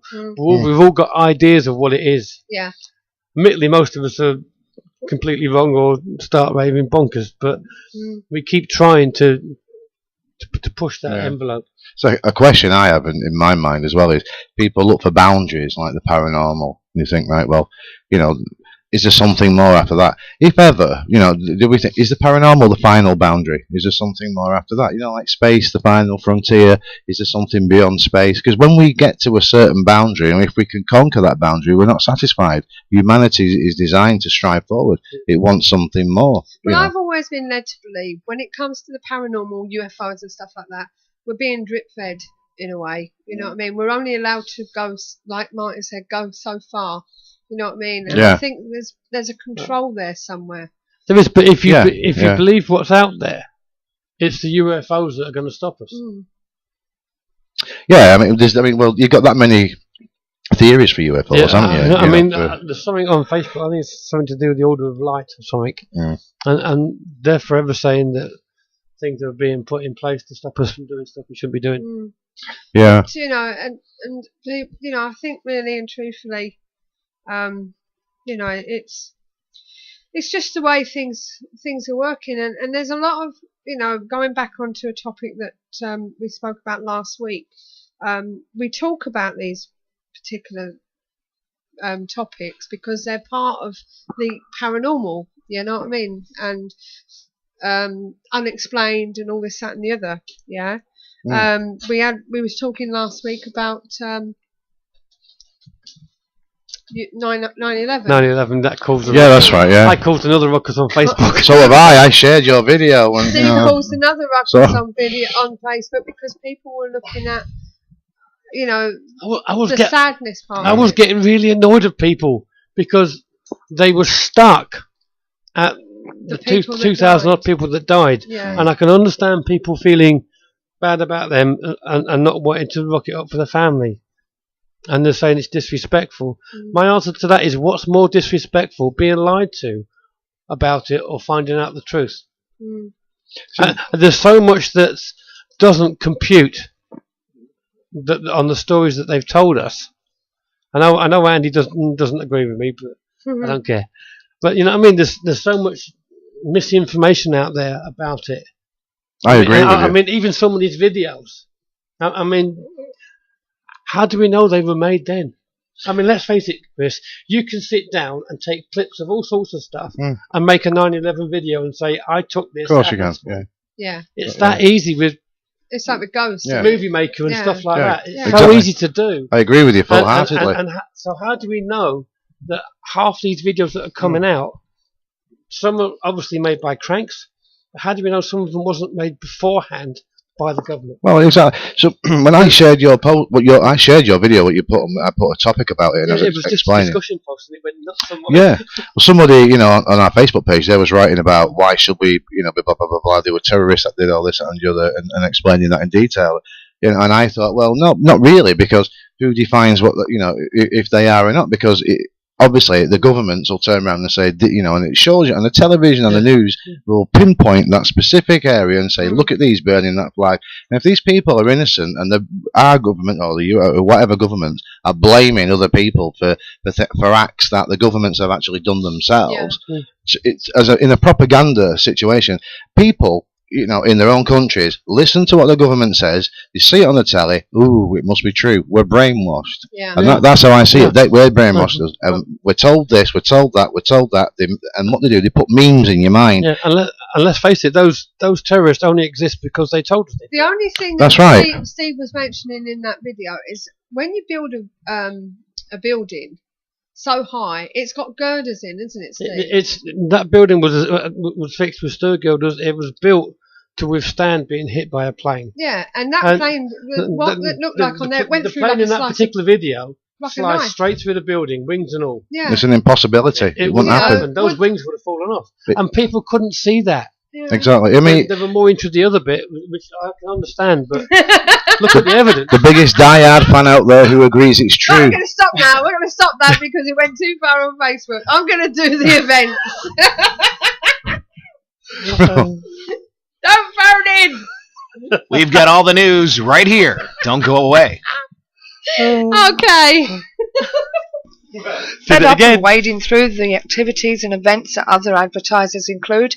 Find just what you're looking for at paranormaleventsforyou.com, your one-stop paranormal directory. Right, on the 6th of June at Kelvedon Hatch, there's a sponsored sleepover for the DDRDF Foundation. They presenting a sleepover over in Brentwood, starting from 9:30 p.m. till 5 a.m. But they said, don't worry, if it all gets too much, you can sleep in the original bunkers if you're there. You can find out more at www.ddrdfoundation.org. On the 7th of June at Whittington Castle in Ulster, you can find Compass Paranormal, who will be exploring the remains of this romantic and charming castle. Find out more from them at compassparanormal.co.uk. On the 8th of June, as part of the MBS weekend at the Grand Pavilion, Matlock, Bath. There is Suzanne Lilly doing her intuitive tarot. Matlock Bath will be doing regular mind, body and spirit events throughout the summer. That's with Jewel Stone Events, and I'll tell you more about that in a moment. But yes, on the 7th and the 8th she will be there with Reiki healing, bamboo massage, mediums, tarot card readings, arts and craft, pagan gothic giftware and jewellery, and lots more. On the 14th and 15th there's in Derby there's an MBS at Pride Park Stadium. Hang on. Yeah. And the 9th is Viscount's birthday. Okay, 9th. I've got it closed off at the moment. And the 9th is Viscount's birthday. Right, Pride Park Stadium on the 14th and 15th of June is Derby MBS with White Light, Mind, Body and Spirit. And you can find out what's going on there on www.whitelightevents.co.uk. And don't forget, we've also got our three English mediums going on. Derek Akora's doing his 2014 Enlightenment Tour. Find out where he is at derekakora.com. You've got Tony Stockwell. So, he's doing his live tour. So you can find out where he is by going to tonystockwell.com and click events. And Colin Fry's, I've got Chris on the brain. Colin Fry's Voices from Heaven. Yeah, I'll turn you off. An evening at Clairvoyant with Living TV's psychic medium Colin Fry. Shut up. And you can find out more at colinfry.co.uk. And these Mind, Body and Spirits at the Grand Pavilion in Matlock, Bath. They've got one on July 26th, 27th, August the 16th, 17th, August the 30th, 31st, September the 13th and 14th, and September the 27th and 28th. So that's all your events for this week. So check out the one-stop paranormal directory for more investigations and events, available now. ParanormalEventsForYou.com also offers banner advertising for only £10 per year. See our website for more details. ParanormalEventsForYou.com, your one-stop paranormal directory. I'm banning you. If you hadn't noticed, Chris and Emma have become our resident panel. I'm having second thoughts now if he's going to make me laugh. You said keeping the paranormal friendly. I don't know.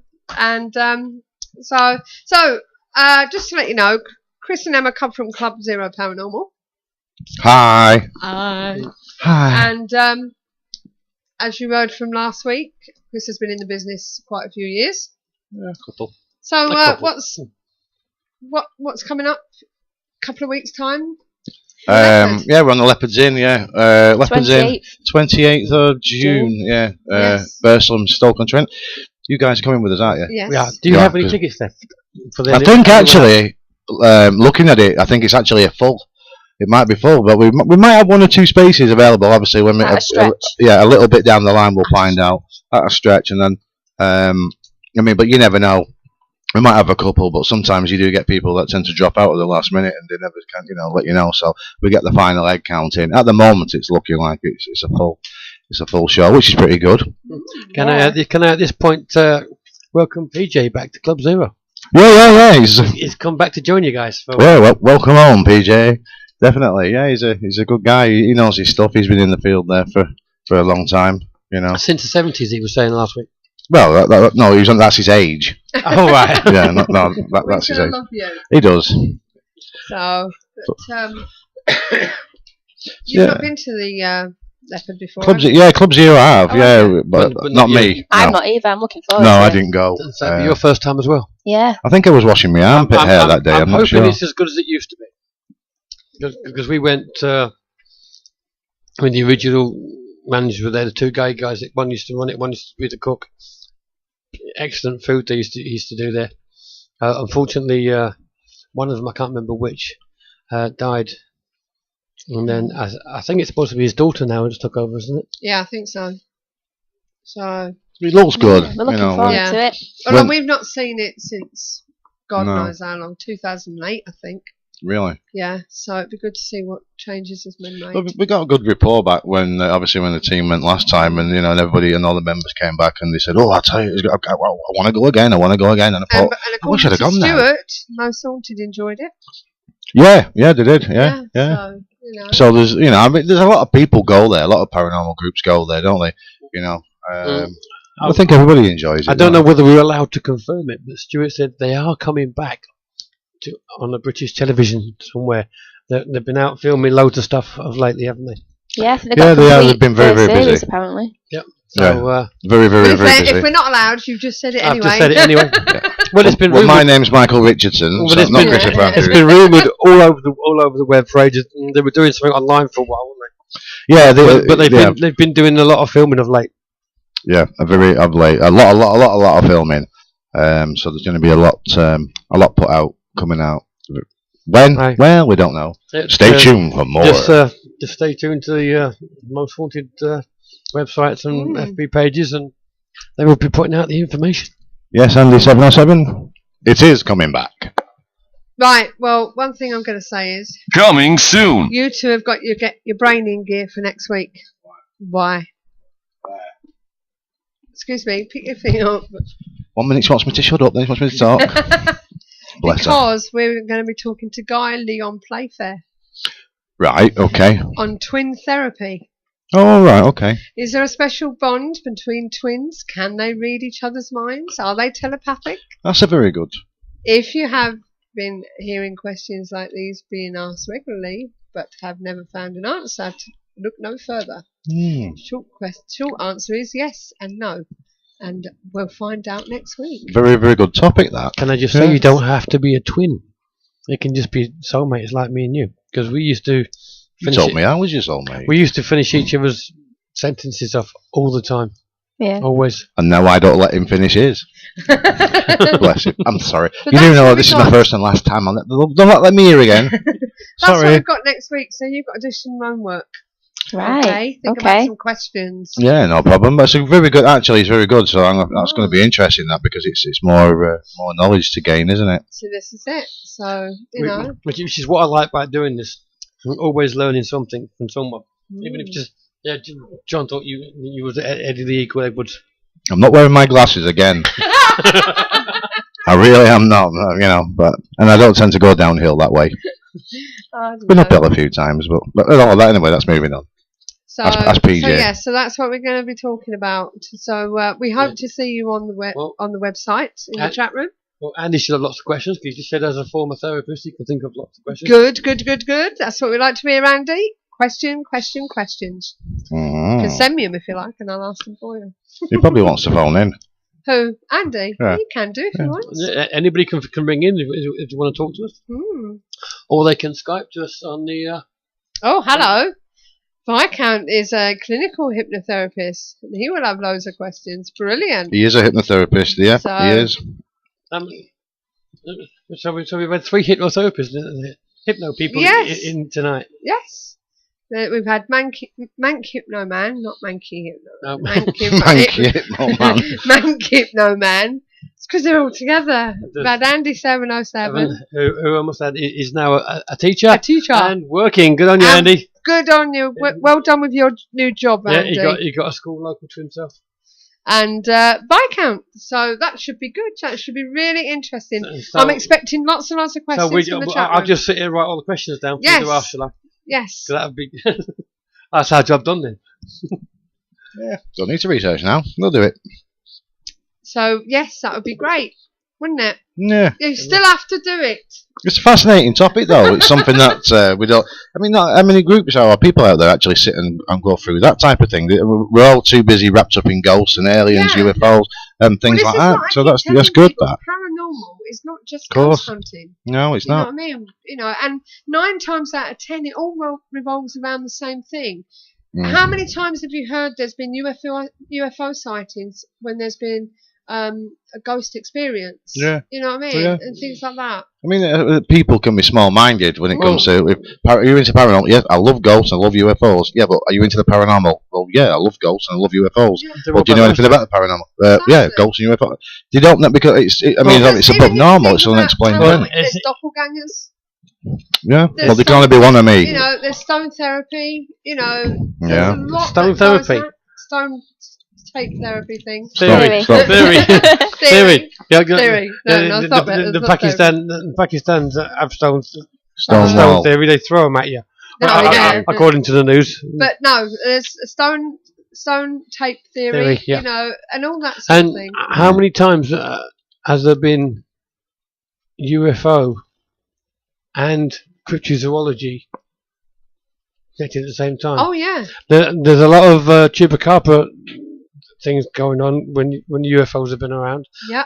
They've also been connected to Bigfoot as well. I've heard the Bigfoot connection as well. And USOs are making a big, seem to be making a big thing these days. Everyone's content with the UFOs, but obviously the unidentified submerged.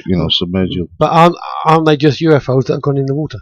Well, this is it. Who knows? I mean, some naval vessels don't know, do we? have reported these. And just how much of it is actually military? So when James Bond was driving his Lotus Esprit or whatever, and he went in the water. That was a USO. Exactly. Yeah. Not alien, but it was a USO. Who knows? Yeah, that's one thing about UFOs. We automatically think aliens, people from another planet. We do, yeah. And I would say probably 40% of the time we're talking military. Yeah. And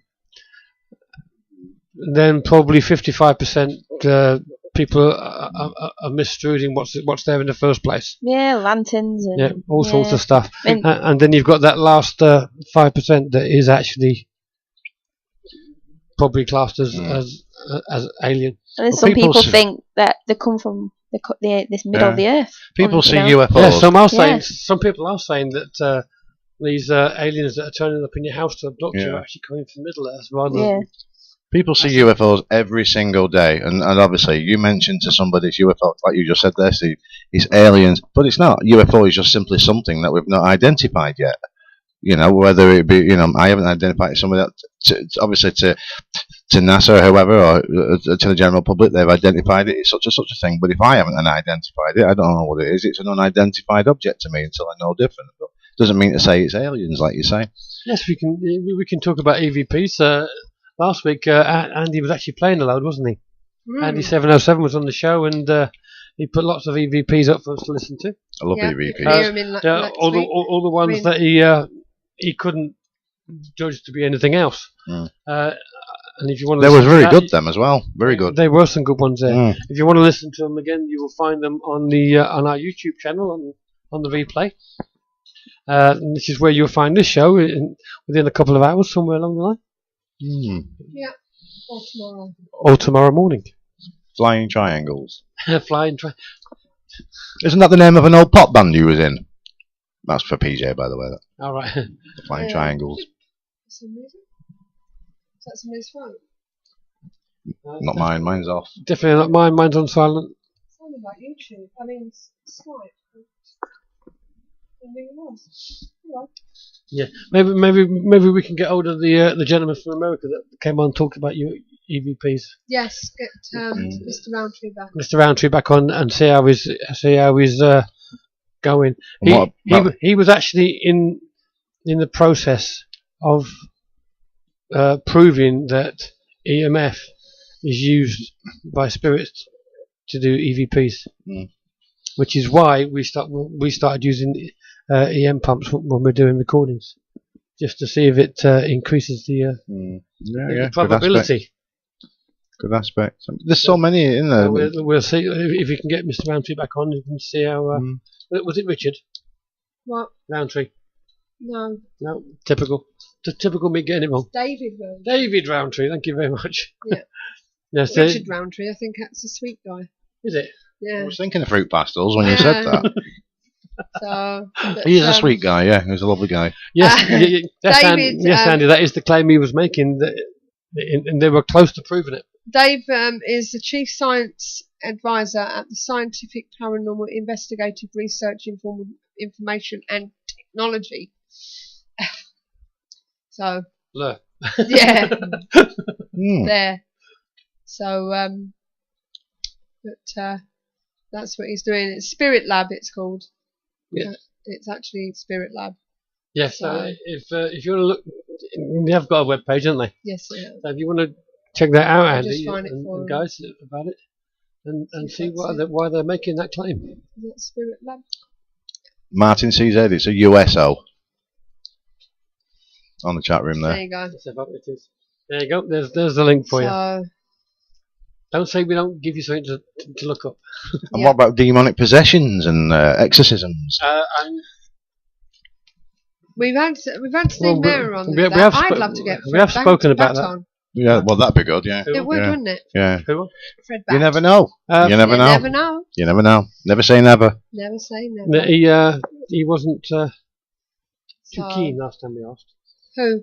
Fred I've not heard anything back from him. Times change. That's what I mean. He wasn't keen. He didn't get back to us. Times change as we soldier on. So you never know. You've got to keep trying, haven't you? But isn't Fred back more about demonology rather than exorcisms? Well, demonologists. The idea. Isn't there a difference? They'll tell you about everything that you allegedly need to know about demons. They're good, different demons, the levels of demons, and what they can do for you. So demonology should, also be able to tell you about demonic possessions and things like that. So they should cover all that. I know we did ask Fred some questions once, didn't we? That was on the Liverpool radio, wasn't it? Yes. Yes, because when they were doing the Most Haunted and trying to conjure up the devil and that kind of thing, with these incantations, we actually asked him that seeing as those incantations are coming through our telly, could it be possible that something could end up in people's houses? Which was which at the time I thought was a reasonable question, because the incantation is still there, and he said no, it only happens in the actual place that you're doing it. Well, you see, I think, not to knock anybody, but I think if someone says no, it can only happen, no matter who it is, or I think that's putting an end to things. That's putting the shield up. I think that rather than someone saying no, it can only happen, because we haven't proven that's never been proven to my knowledge. It's never been proven. So therefore, the word no is a final thing, and I think we shouldn't put a final aspect to anything. So we should say it's a possibility, because who knows? Yeah. Well, from what they were doing, I'm dubious about whether the incantations work at all. Well, it's like curses, isn't it? This force work if you believe in we them. only saw what was on the telly. We don't know what happened before, after, or whatever that may have affected people. It's all right, Andy. We're talking about another radio show we was on talking to. We were talking to Mr. Fred Batt at the time, and we asked him about the incantations they were doing on Most Haunted, trying to bring the devil up and that. And we asked him whether it would, seeing as it's coming out through our telly, could something happen at this end? And he said no. I don't know about that, but since you started talking about that, the internet keeps freezing for some reason. Okay, I will stop talking about it. It's a sign. Viscount's got a problem. Martin said the sound's gone again. PJ is saying something else. Andy said something. Could the internet get possessed? Oh my God. Could the internet get possessed and travel through computers, Well, like the film Pulse. Do you ever see that film Pulse? I haven't seen the whole thing. I've seen a little bit of it. But yeah. Maybe the internet's just one big, electronic demon. That it's well, if it could, and if that was true, the unlimited power. It's and phones. It's everywhere. What a way to get through to everybody. I shall take this opportunity to go into, God, who knows? And tell people a lot of rubbish. I'm not going to say it's impossible, because I'm not putting a final cap on it. I don't know what Zara is. I've seen the name come up a couple of times, but thank you for joining us in the chat room. If you're new to us, so it's been nice having you on the chat room. How's it go? What's up? It might not be pronounced that way. It might not, but I did anyway. So, but as I say, well, we're going to call it to a close now, and Martin's off to bed shortly as well. Yep, and as I say, we'll be back next week. So, thank you to Emma No problem. And Chris. Hey, thank you very much. No problem. Thanks to everybody. And thank you to everybody. And thank you to you. To everyone in the chat room for giving their comments. Yeah, all the comments, the questions, the to and froing of ideas there. I'll try and get Fred back on.